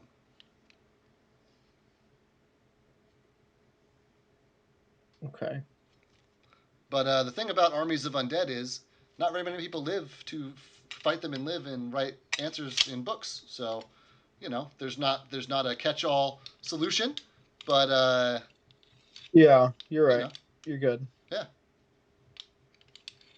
So just to make sure, you said what we are experiencing, it seems like there's a rift between the two planes here. That's Reed's best guess. Okay. All right. I'll relay that to everybody. Could Will drop us off one by one on the roof? Probably your ass full, but not Kaithar's ass.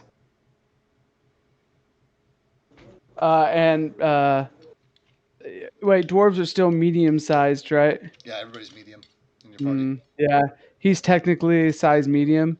Out of context, you can only really like fairy things if you're a size category larger than them, which is why I haven't been able to ride him just yet unless I do like an Eidolon surge or an evolution surge or something. So right now he is not strong enough to be able. He's not big enough to be able to carry us. All right. So there's a palace, and in front of it is an army of undead. We have to either go under it or over it. Or through it. or through it. I don't think. Yeah, I don't know about that. I don't think so, Tim. Is there like a visible door somewhere? Yeah, there's a huge A doorway, door. which is where the light emanates from. It's a huge, double door set basically, that you can see. It's like an archway, because these buildings have like a portico. So there's like a big archway which is open, which is where the blue light is flashing through, and you can't really see behind it. But from what buildings like this usually look like, usually set back from there is a large set of double doors, in this style of building. But you can't specifically see those from where you're at. And you said the light is emanating from behind the double doors? Yeah, from every opening in this building, which the only two obvious ones are these big doors and the hole in the top. Mm-hmm. And there's the army in front of the big doors, right? All around the whole tower. Yeah, they ring the building. Yeah. Yes. But at Which this is now point, their you guys have been chit chatting, and they've condensed down to probably 100 feet around the ring instead of 200 feet, and they've clambered up to about the halfway point. Oh shit. Okay. Then that means the whole circle is not, or it's not fully enclosed then. I mean, if you were, so from Because Will's perspective, at the top looking down, yeah, there was a line 150 feet long from his toes at the base of the building to the last zombie in the ring.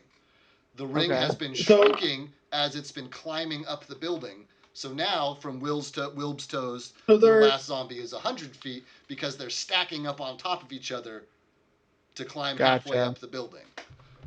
They're On all climbing sides. closer and closer Correct. and closer and closer to the top. Correct. They're halfway up. What if you put me at the top of the building and then I go boom?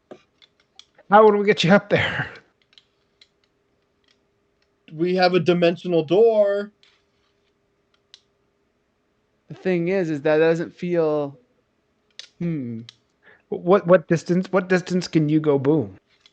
30 feet. I mean, I can go boom at any time, but to get all of them, they'd have to be. Let's see you go boom, Reed. They'd have to be 30 feet away from me. I know, but how tall? Work, I believe. And the building looks like multiple stories high, right? Like 200 feet high, 100 feet high. It's probably 200 feet high. Yeah. But so if you're at the how top small of would it, be? Could we guesstimate how far apart they would all be if I was at the very top and they were surrounding me? I mean, it's not a great idea. So, like I said, the building is anywhere between 50 and 80 feet across. So At the top. even if you were standing at the top, you have a 30-foot radius. You could not even hit the edges of the building if you were standing in the center. Right. Simone's gonna look at Galfast and be like, "How long of a rope is your little trinket there?" I'm gonna point at the grappling hook that's embedded in the. Like, how long of a rope? I think it's 50 feet, but let me check. I'm gonna start counting up by hand. But give me a second. I'm pretty sure it's 60. Wait. Has the whole ring gone all the way up, and there's just like the base layer is just gone? No. Around the front door. Like World War Z, like they make like a they climb on top of each other. Yeah, World War Z. Yeah. In Israel. So There's still a perfect if they're ring. a big flat disc, they take up 200 feet. But as they start stacking up on top of each other, it's larger. It's getting smaller and smaller because it's getting taller and taller. It's the same volume of zombies. They're just stretched up instead of stretched out. I see. I got you. How about this? Because I need to take my contacts out. Let's take a break and think about it. Love it. Yeah, do some and thinking. then we'll come back. Yeah. You guys are so close. You guys are real close.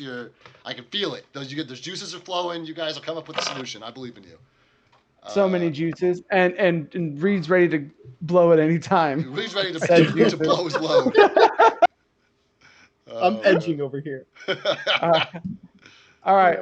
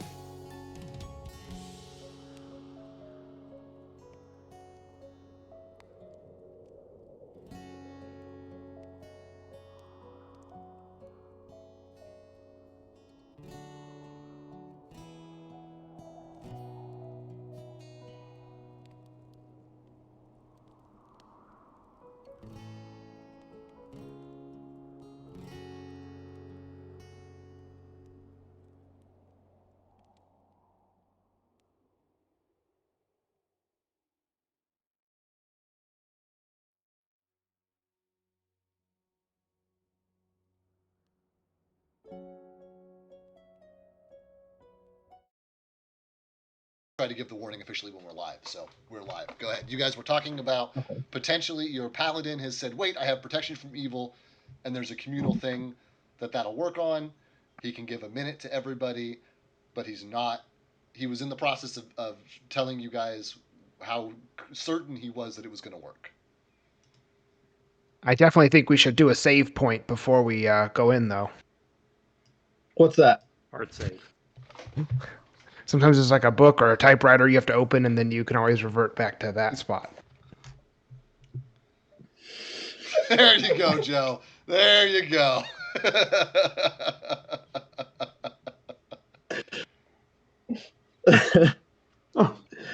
And do you have one of these books and typewriters? No, you have to find them. Great, we're at Plan A then. Look, I don't know that it's going to work, but Is this how he's looking? Is this how Reed is looking right now? Your face right now? yeah. Okay. So one eye is no. lower than the other one. Yeah, I got a plan. No, this only works if. Oh, fuck, hang on. How does it work? It's your spell. I know. I'm just like, worst case scenario, they are not summoned creatures. What happens here? The subject immediately receives another saving throw against any spells or effects. That's not that. Mind compulsion stuff. If it doesn't work, the best thing that happens is it makes them really hard to hit us. It's the best plan we have, I think. I don't know that it's any better than the pipe bomb, to be fair. And we kill them all? Well, if we can make it inside, maybe we could shut the door. I mean, the pipe bomb's not going to kill them. So you're saying the door's unlocked? Well, if the door is evil, we'd be protected from it.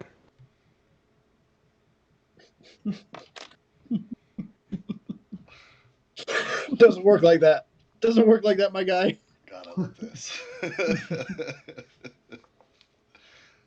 So what? Is it still worth it to protect him? At least this one. I'm with the big goofy guy. I think we charge in there, and then when we're about to be surrounded, he could cast protection from evil on all of us.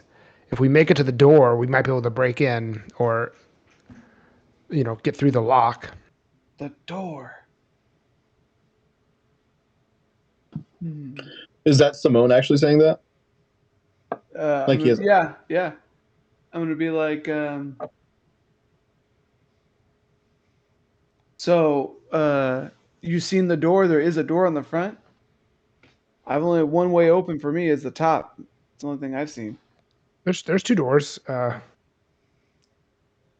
haven't been able to look up there yet.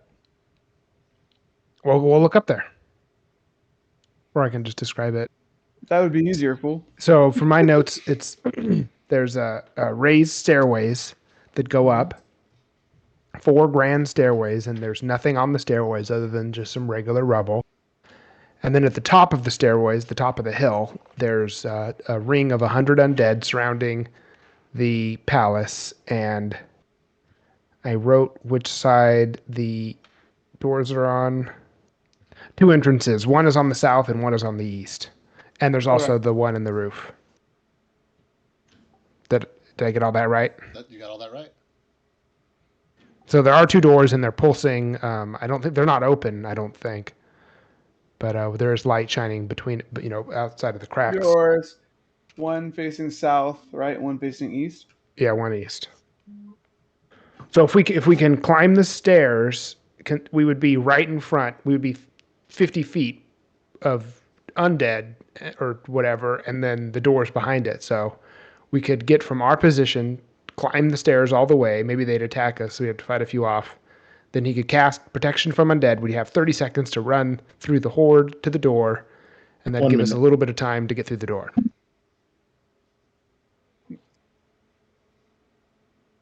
That sounds risky business.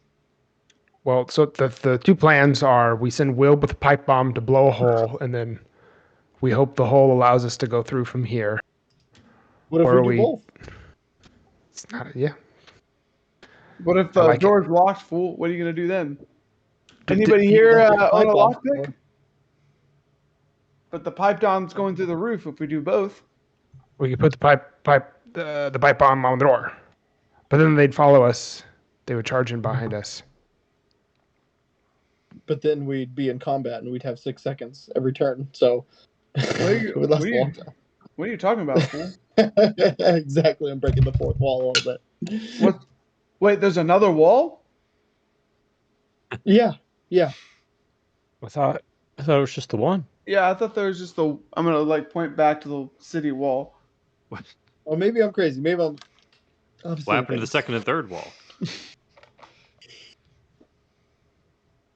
I'm gonna give you a questioning look, and then anyway. So like, that's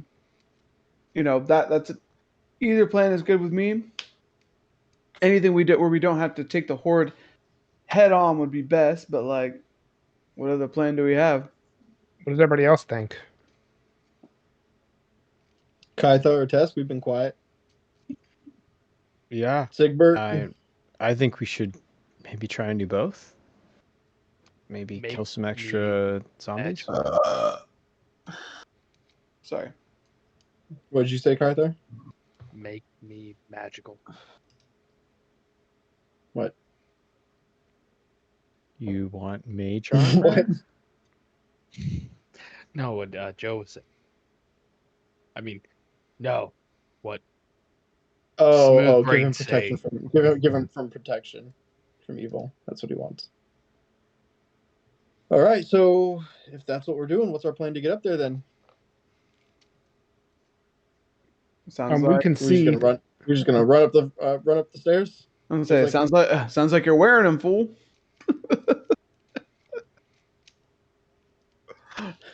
Like how many feet tall are the stairs? 100 feet? 200. A couple hundred feet of stairs and then a couple hundred feet of just hill up to the building. Are They're nothing they're moving definitely going to between see you the coming if you staircase? just come up the stairs. What's that?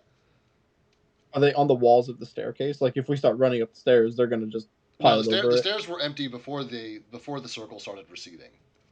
So no, they were never on the stairs. You should be okay on the stairs. On the stairs you're okay, but there's another probably 150 feet between the top of the stairs and the front door that had zombies in it. That's now only about 100 feet and shrinking because it's becoming a tower of zombies as it climbs the building. Are zombies gonna rain on us as soon as we walk up? Yeah, that's what we're trying to figure out. They are presently more than halfway up the building.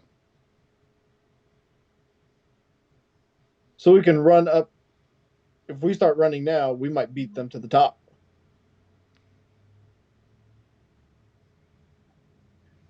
I mean, It sounds like because sounds like they're moving real slow because they're towering up to the top. This is for your me. I'm plan. ready to run. This is your plan, fool. I I'm can't make gonna all the give plans. Reed Let go. and Sigbert mage armor. Cool. Simone, could you give Kythar some mage armor? Do you have enough uses? I'm trying to think here. Who do you think we'd rather have mage armor on, Wilb or Kythar? The dumb one. Kythar's a pretty beefy boy though. He's got a lot of HP. Will doesn't have a lot of HP, right? All right. That's right. That's a lot of fuck. Okay. I'll do it. And I walk over and give Kythar mage armor. All right, I'm ready. Ready. All right, we got to go. How much armor does that give me? 4. +4. If you go to the temporary bonuses tab, I'm then- playing off a PDF, so. It adds 4 to your AC, so just mentally add 4 to your AC. No, I'm adding it manually to my PDF, so thank There you. you go. That's what I was questioning. Yeah. Appreciate it. All right, it looks like we're moving quick from our position to the base of the stairs. Okay. Yeah, I'm trotting. So Arthur is in possession of the pipe bomb, or in possession of the pipe bomb. Will Yeah. is on the roof of the building, and the rest That's of correct. you guys are leaving the garrison to head up the stairs towards the east door. Presumably, is the one you're closest to. Yes. Wilb's gonna have to be fast. And I'd like to keep an eye out for traps and movement as we go. Okay, sounds great. You guys need to make a circle around me so you can all touch me when you're ready for protection. When we're all Protect the ready for king. protection. Protect the king formation. Protect the president. What's a president? Never mind. Just let me know when you want me to set this thing off. Protect the king. I'm gonna say, don't worry about Wilb right now. All right, everybody, you ready? We're right with you. Are we close enough to them yet? You guys are. Are we Yeah, close I mean, enough to start? I'm about to say I have not set you guys out of this garrison. I just want to make Yeah, sure. You guys we are have- leaving exactly. this garrison out the main road to the stairs to head up to the east side of the circular building that Wilb is on top of, with Arthur in possession of the pipe bomb. That is correct. Perfect plan. Great. I just want to make sure Wilb's that gonna it meet is us there. clear. Okay, great. So you guys depart from the garrison and make your way up the road to the base of the stairs, and then double time your way up the stairs, and get to where the edge of the zombies was, previously. But you've climbed up to where you are about halfway up the slope here. The zombies have gotten like 3/4 of the way up this building, which means that this 200-foot building, there are zombies like 150 feet up these walls at this point, just in these. It's like an ant pile. They're just sloped up against it. But that does mean the base has shrunk pretty significantly to only about 80 feet or so around the building, and so 80 feet. 80 feet out from the first zombie to the door, if you were to draw a straight line as you guys are coming up. 80 feet. Reed pops his protection, and everybody reaches in and touches Reed. They feel Iomede's presence as they all physically begin to glow, as well as Reed's religious sigil on his necklace and on his armor. There we go. The zombies have noticed you, and are starting to like ants move their way towards you, and they get within a stone's throw of you, slobbering over each other. You can smell the decay, see the limbs that are rotting off. Wilb can hear the sound of these things, because he's on the opposite side, so he can't see the approach, but he can hear that the zombies have gotten much louder on the east side of the building, and he's on the west side right now. What's up? The zombies lurch in at all of you. Is Reed in the front, or Reed was in the center? So who's in the front? Presumably one of the mage armored guys. Yeah, Kythar is. Kythar and Sigbert are both leading the way. Yeah. And these zombies lunge at the two of you. What are you guys gonna do? They're 15 feet away and closing, 10 feet away and closing, 5 feet away, right in your grill, closing in on you. Don't hit them! Don't hit them! I'm gonna stand there and stand fast, and then be ready to grab Pythar if he tries to attack, basically, and say, "Don't attack." Oh, a contingency plan against our own party. I love it. As long as we don't hit them, this can work. Is Kythar going to try to hit them? I hold a Maybe. reflex. I don't know. Can I answer? I hold a reflex. You hold a reflex. What does that mean? I'm gonna hold a. Damn, they don't no disengage. No, I don't think he wants to know I think he wants to know if you're gonna attack the zombie or what you're gonna do. Like, not specifically what you're gonna attack, but are you gonna try to move past it? Are you gonna attack it? Are you gonna what's your plan? I'm assuming is what he's asking. Sigbert has stopped. He's holding fast. Yes. Yeah. And told you don't attack. Okay, I'm at Sigbert. Okay. Sigbert, so your guys' lead stops. Both of your vanguard, and so I'm assuming the rest of you in formation stop behind them, and this wave comes at you and literally bounces off of Kythar and Sigbert at the distance of about a foot, and they swarm around you guys, swiping at you, snarling, bleeding, drooling, but they can't seem to be within about a foot of you guys. 15 seconds has passed. one- What would you like to do? Oh, go I ahead. would Sorry. No, go ahead. Once Carthai notices they do not, they can't touch us within a foot, said Carthai just grunts, "Let's go," and continues to move through the crowd. Not grabbing, just continue to walk towards. I need Alright, just- strength check. I need a strength check from Kythar if he's moving forward, and I will also need one from Sigbert if he's moving forward. Yeah, I will be moving forward if I see Kythar starting to move forward. Okay, great.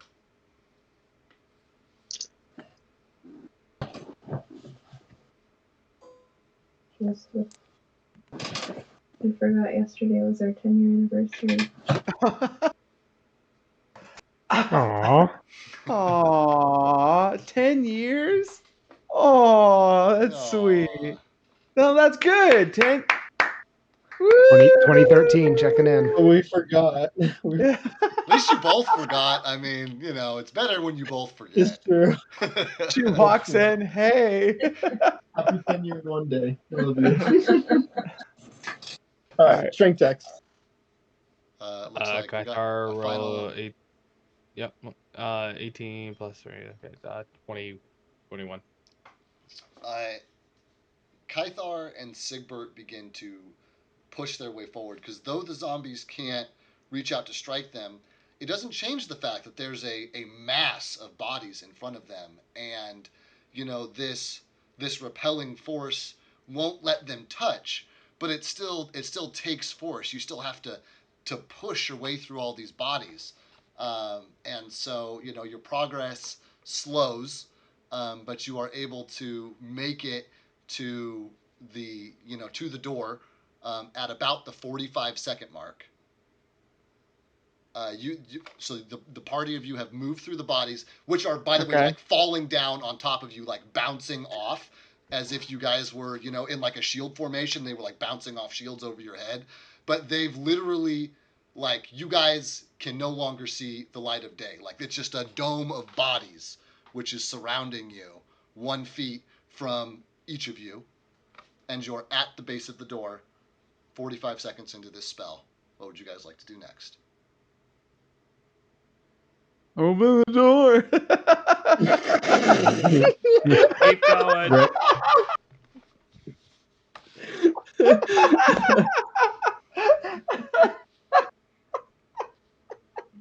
I'm sorry. You said 20 feet from the door currently. You guys No, base of the You guys door. are at the base Oh, of the we're door. at the door. Yeah. Right. But these bodies that have gone up the walls have fallen down on top of you and are, it's literal darkness where you are right now because there are so many bodies which are stacked up on top. I can set off the bomb at any point. I'll You just cast say when. light. And Good. it's just dozens of zombie eyes and teeth and claws become visible all around you, as do a pair of double doors in front of you. Man, at this rate, I would have rather ran in the shade. Hit the doors. How many minutes do we got of this? 15 45 seconds left. I'm gonna hand. Hit the doors. Yeah, get the people at the front get the doors, and I'm gonna hand to read Pearls of Power, which I'll send it to you, but it allows a spell slot back. It allows you to cast Oh, a prepared cool. spell again. Oh, cool. Thank you. Oh, Should have shit. given that a little bit earlier, but yeah. It's more dramatic this way. Yeah, I guess so. In the darkness. It's not Shows dark you the anymore. doors. Tessa's cast light, so you guys can see. You guys have to pull on these doors, and Sigbert pulls on one as Kythar pulls on the other, carrying your strength checks through. They are heavy, ancient, stone doors inlaid with like gold leaf and intricate carvings, and there is like a huge there's like a profile of a male face on one door and a female face on the other, and you know pull on them with all your might, and they do in fact creak open with 5 seconds left on your spell.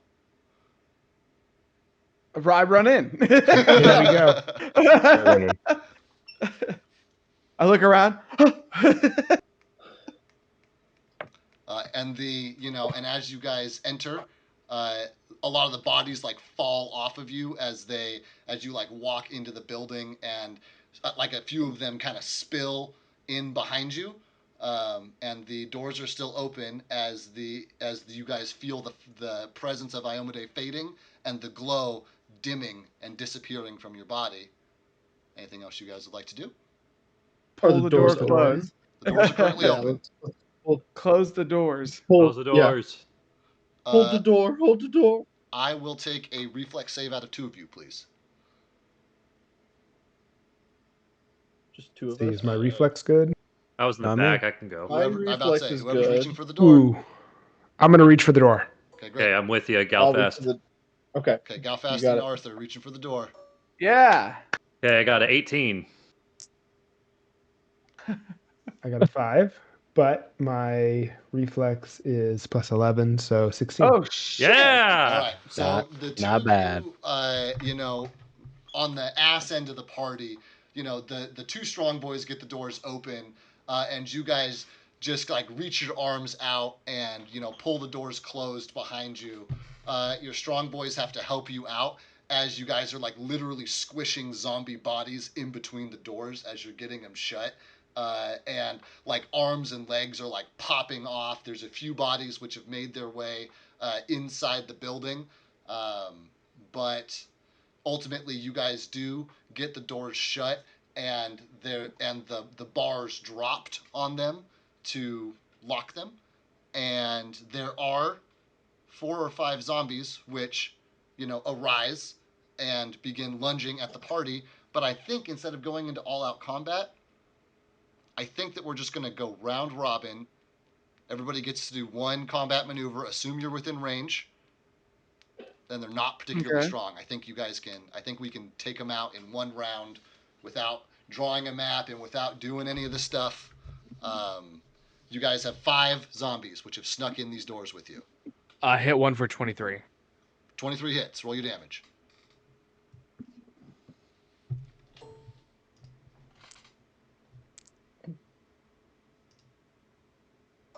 Damage is 8.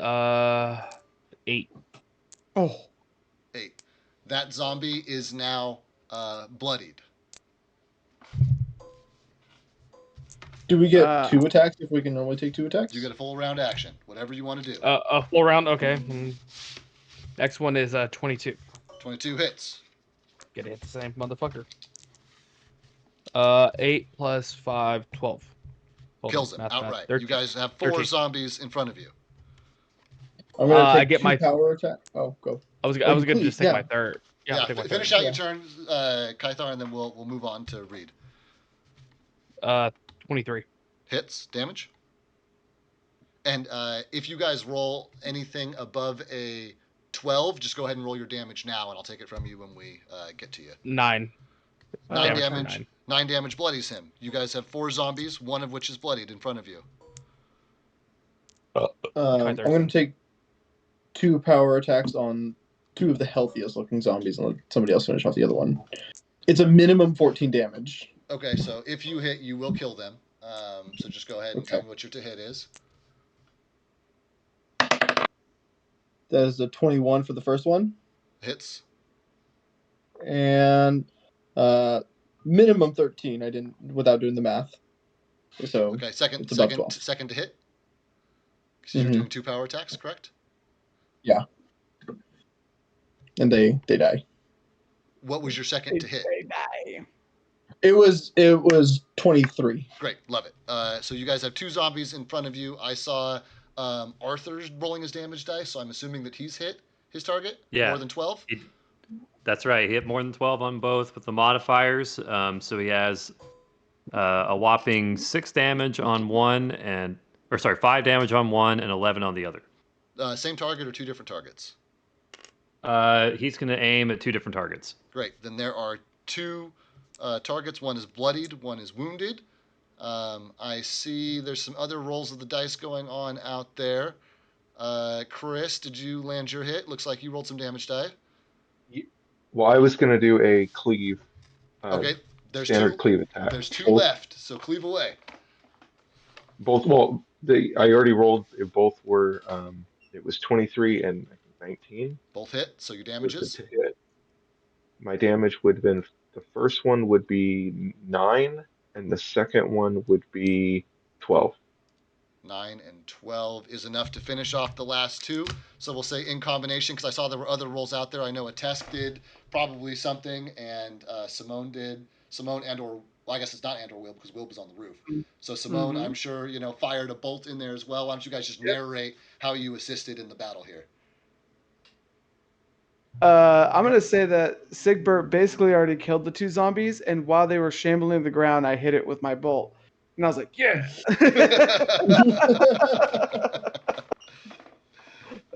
A Tesk? I rolled a critical hit on my bow, so On your bow? my crossbow, or my crossbow bolt. Yeah, I got a 20, and then I confirmed it with a 20, so that's pretty cool. Oh shit. So you fire at one of these zombies, and I described there were like arms and legs and things as well, which had made their way through, which were animated independently. And so a Tesk manages to line up like a shish kebab, and he gets the head of one of the zombies, 2 of the arms, and a leg, all like pinned up on his arrow on the other side of the wall, like zombie shish kebab style. And got all those loose limbs that were crawling around. Nice. Up for 10 damage. Still a crit. Yeah, true. Okay, so in less than 10 seconds, you guys have opened the doors, ran inside, closed the doors, barred the doors, killed the few stragglers who are around you. And now as you guys catch your breath and look around, you see that you're in a long circular hallway, which leads, it's all of, 10 feet wide. And it seems to go all around the outside perimeter of this building. But, immediately in front of you is a large set of double doors leading to, the interior of the building. So you've got,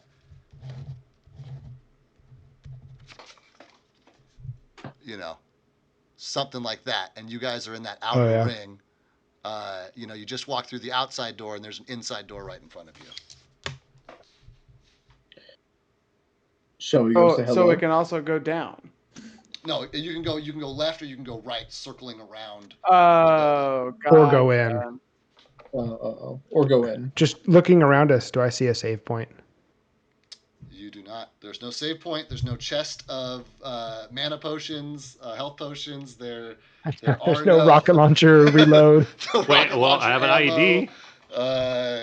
You do have a pipe bomb with you, but no. Hey, 3-inch. A 3-inch pipe is no joke. But if this were a video game, oh yeah, there'd be a save point right here, right outside this door. Can I walk up to the door and peek through the crack or the keyhole, or is there any light coming through? There is blue violet light coming through, but as you approach and go to look through, that is all that you can see, and you guys, all feel that familiar rumble through you, and you all have a sense that whatever's communicating to you is on the other side of this door. It's louder, it's closer, the vibrating is more intense, the whirring is stronger, and all you hear is this voice say, "Welcome to my home. Welcome to the jungle. We can begin when you are ready."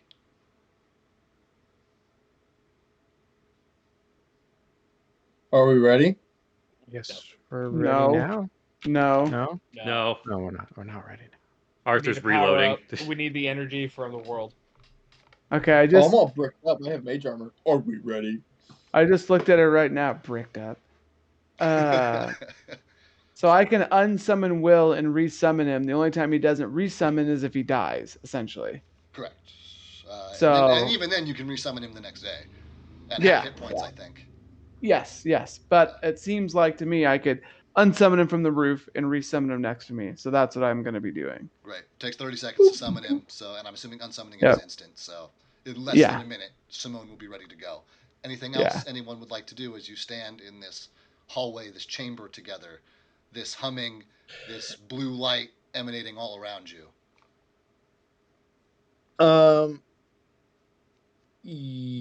Yes. I have a question. Yeah. Would you consider a staff a weapon? Yeah. Yeah, of course it is.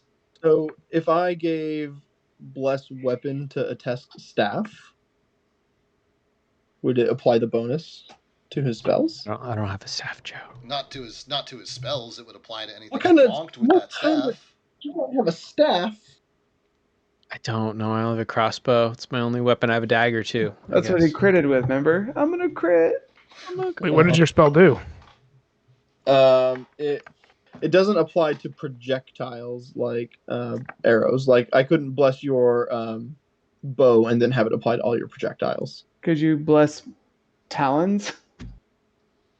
I can bless attacks? talons. I think bless as long the as hammer? David will allow it. It just says weapon touched. I mean, they're Talons natural are a weapons. natural Yeah, weapon. absolutely. Yeah. I can. Yeah. Cool. Yeah. I mean, So you as tell soon me as what you're Will is blessing. here, as soon as Will gets here, I'm going to give him Mhm. bless weapon. Cool. Great. Love it. There it is. Apply bonus. Character. Oh, wrong one. Okay. And then I'm gonna cast Mage Armor and Bull Strength onto Wilb Okay. as well. Love it. And I'd like to try and give everybody protection from evil again, but I Nah, obviously want the timeline to start at as soon as we get into combat, if we get into combat. So I don't know how we would want that. Would everybody just have to be around me or behind me or something? Yeah, I mean, you'd have to be at the center of all of them, touching everybody all at once, just like always for a touch spell. And then Okay. you'd cast it, and then you guys would have, a minute from that point. All right, Elf. It looks like we're gonna get into it. I can give you protection from evil one more time. yeah, save that one, fool. When the time is right. You got it. Just be close. Is everyone ready? I'm gonna look around. Reloaded. Let's go. I'm gonna send you a bless weapon as Anthony, unless you have it. I have it. It's already been applied. Will has a plus 13 to his attacks.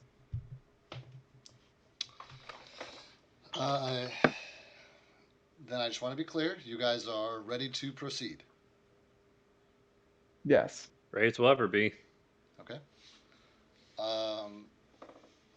Who opens the door? I'm gonna kind of nudge Reed.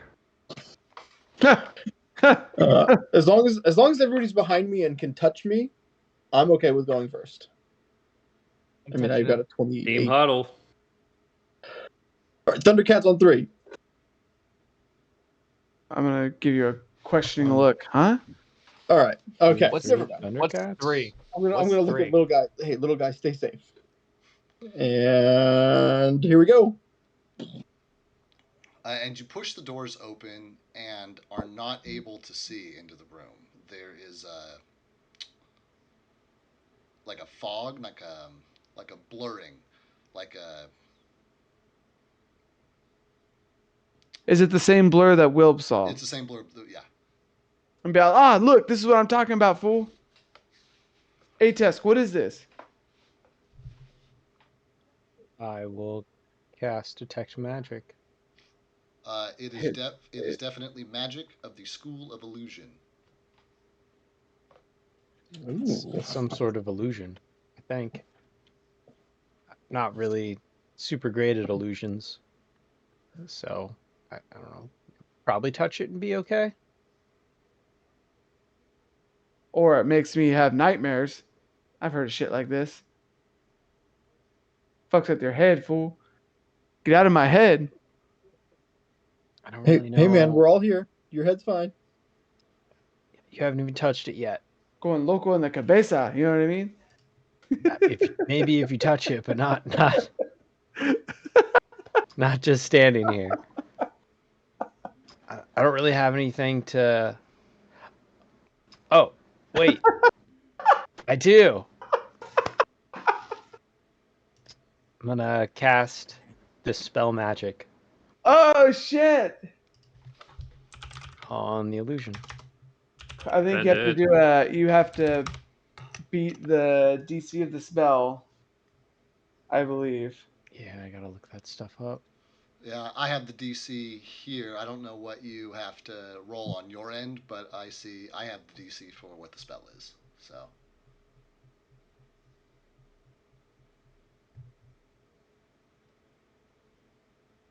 All right. as soon as Tyler knows what he rolls on the contested end, then It's 1d20 plus your caster level. Compare that to the spell's highest caster level. DC 11 plus the caster's level. Oh, it's a specific formula. So the caster's level plus 11 is the DC. right, And then his is D20 plus his caster level. right. If successful, the spell ends.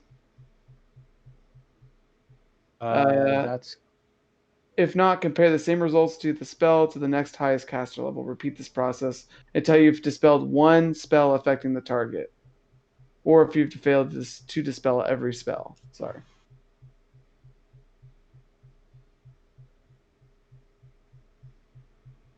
What'd you get, Tyler? I got a 25.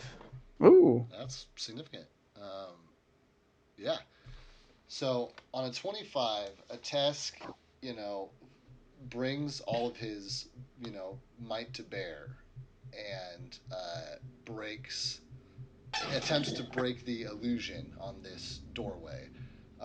And slowly the fuzzy picture begins to come into clarity, and you guys are able to see a couple of things, that are noteworthy. It's a large circular room. It has a stairway on the opposite side from where you guys are at, which leads, up to a platform. At the top of that platform is a large archway, uh, and the archway itself is obviously the source of the light which you're seeing pulsate in and out of this place. There are large pillars which support the 200-foot ceiling, but all of that is secondary to you greedy little loot goblins, because the most prominent feature of this room is the stacks and stacks and piles of gold and silver and gems and chests, necklaces. There's a crown sitting on top. It is very apparent that you guys have just walked into, or not walked into, but you guys are in the presence of a dragon's horde. But you cannot see all the way in. You can't see the very top of the archway because the top of the doorway blocks it from where you are. So that platform on the opposite side, you can see the bottom of that glowing archway, but you can't see the top of it, and you can't see, all the way on the side flanks of the room. He wants to know who's going in first, essentially, right? You guys are all standing in the hallway. The Tesk has dispelled this. This is what you see. I'm gonna be like, read. I'm gonna tilt my head.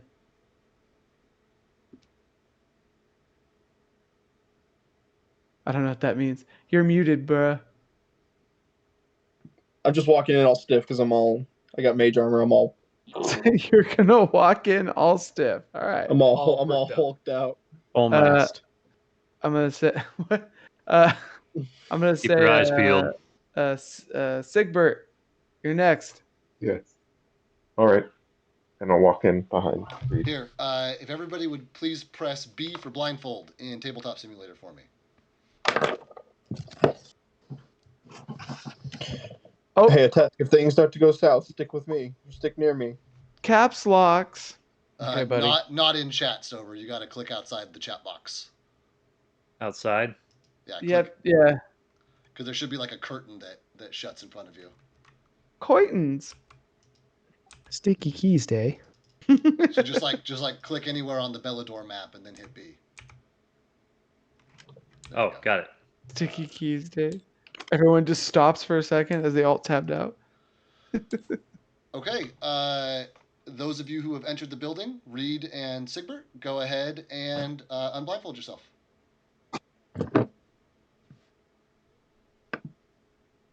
I am not in tabletop anyway, so Okay. Well, then you'll just have to base yourself on the description that I laid out for you.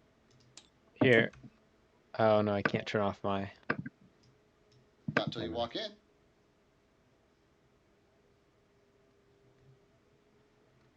Let me see here. You guys are Woodhurst. So they walk into this room, and you can see them walk into this room. You can see their backs. You can see everything about them. Reed, I can't. I want this to be more dramatic than this. Why don't you have a computer that works, man? send me a picture. Then, yeah, I don't know. This is a pretty big point. That's what I'm saying, man. Trying to. Oh, this isn't even in the right fucking bag. God damn it. Yeah, you guys can sit in it. You guys are all standing in a hallway.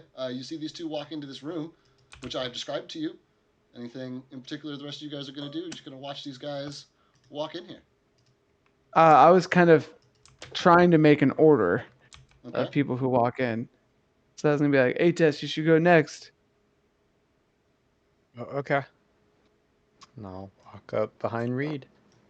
No, behind Sigbert. No, Oh, you behind should be Sigbert. behind me. My shield protects from dragon's breath. And then I'll be like, I think I should go next, and then maybe Kythar, and then Professor, Standing and by. then Galfast bringing up the rear, because his bow is true. Dang. Yes. Yes. Yes. Words of Okay. confidence. And be like, see you on the other side, putos. And I'm gonna walk in. Don't die. Don't die. Can I remove my blindfold Yeah, now? if you guys walk into the room, remove your blindfold. Oh, Oh shit. that's a lot of coins. This is cool. There's a big guy up there. There's a certain amount of coin on this map. And some statues. There's a certain amount of coin. So And a dragon. you guys enter this large, central room that is circular. And I'm going to turn my camera back on so you guys can see my hands. And there are, pillars which support it. There is a statue of both a man and a woman at the base of these stairs. These stairs on either side here lead up to a platform at the top, which is probably 50 feet off the base ground level where you guys are standing. On top of that that 50 feet is an archway with the blue-violet light pulsating. Mhm. Perched on top of the archway is just a whole ass dragon, just an entire one. Not a half-ass. He is, the only other dragon that you guys have ever seen is Nox, and he is definitely bigger than Nox. Oh. And I mean, not like twice the size or anything, but he's a Nox and a half, right? From what he looked like. He, instead of being that solid black, his scales are more of a blue with almost like a silver gold that rims all of them. He does have huge horns which protrude through his head, and he emanates the same the same kind of dragons in its breath, in the snorting as it opens its mouth. You can see the power behind it, and this one in particular has the cackle and crackle of electricity about it. You guys all enter into this room, and the doors behind you, shocker, close. And the creature looks down and says, "Shall we begin?" And it's 9:45, and I think this is a good place to end the session. And you guys will start next session in this room with this Okay. dragon man. Yeah. What color is the dragon? Blue dragon. He's a blue dragon. Okay. Blue dragon. What color are his eyes? Also, They are green eyes. Green eyes, blue dragon. Nice job. I love it. Well, yeah, guys, I will give you all of your relevant description information again to start next session off. You guys will not inherently be in combat to start. This dragon's got something to say to you, so he's gonna try to start talking to start next session, and how far he gets is up to you guys, and we'll see you guys next week. But Is this going to be Kai across the floor? what was that? So you're just going to run, as soon as he starts talking, you're just going to start running? No, I'm gonna try to get the high ground first. Oh, okay. He's a dragon. They usually have the high ground. I mean, the building's only so tall. 200 feet. Yeah. 200 feet, yeah. We're gonna be rich. That if you survive, you're going to be rich. Absolutely, that is a truth fact. You people will be rich. Cool. And then on that note, Aaron's already. Get a second character ready. Anthony, for as far as like switching goes, this is the Yeah. last major event that I have planned for you guys. Gotcha. So kind of however this resolves, even if we need to pick up and do some narrative stuff, to start next time off, that's what we'll do. But this is like the last thing I have planned for this chapter. So this is your content warning, I guess, for whatever your Gotcha. timetable looks like. Nice. Cool. Awesome. Cool. Then I Cool, will guys. be really fucking excited to pick this up next week and to really, really test your mettle. If somehow one of us one-shots it. That would be incredible. That would really, truly be incredible. Dragons are known to be bags of hit points, is what they're affectionately referred to as in the That's D&D true. community. So, And depending on how evil you are, lots of damage reduction as well. So they are very inherently magical beings, and that does have an impact on shit being used on them. Yeah, absolutely. Yep. But we will pick it up again next week. Thank you guys for playing. I'm glad that you guys are here. I'm glad that you made it through the city. You guys found a solution to get through the army of zombies. Look at you. I can't believe it was on your character sheet the whole time. What do you know? But this is great. We'll pick it up next week. all right, Night, guys. sounds good. Cool. Later. Cool. Good guys night, later. everybody. All right, Bye, guys. bye. Everybody. Okay. All right. Take a looky poo. See what I got. We got a couple viewers. Look at that. There's a couple folks here. So do I have anybody who I know who is online? Can we do a Rady Poo? Oh yeah, we got all kinds of people online, including my buddy Jarl, who is currently playing Dungeons and Dragons. So what better raid could we possibly have? Jarl of Goats is a good guy. Usually when we raid him, he gets as DM, he gets inspiration, so I try to raid him on Wednesday nights whenever I can. So with that, pretty much 3 hours on the nose. I hope you've enjoyed it. thank you for being here. And if you are interested in catching the conclusion of the campaign, that will probably take place over the next couple of weeks on Wednesday, starting at about 6:30. Usually run a little late, 6:45 Pacific Standard Time. We will catch you guys then.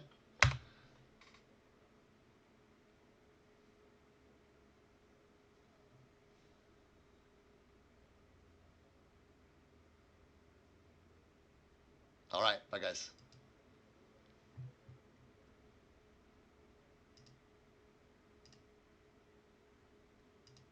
Being poor in his eyes to being rich to losing it all, and he's just like, win some, lose some. All right. An inspiration for me to carry over for next game. I love it. Thank you, OG Merpay. Yeah, and it's not like the guy's taking the money. You can tell funny. he's probably like, what is this? Oh, it belongs to them, and he's like, Oh, okay, right. he's carrying it for us. So even Yeah.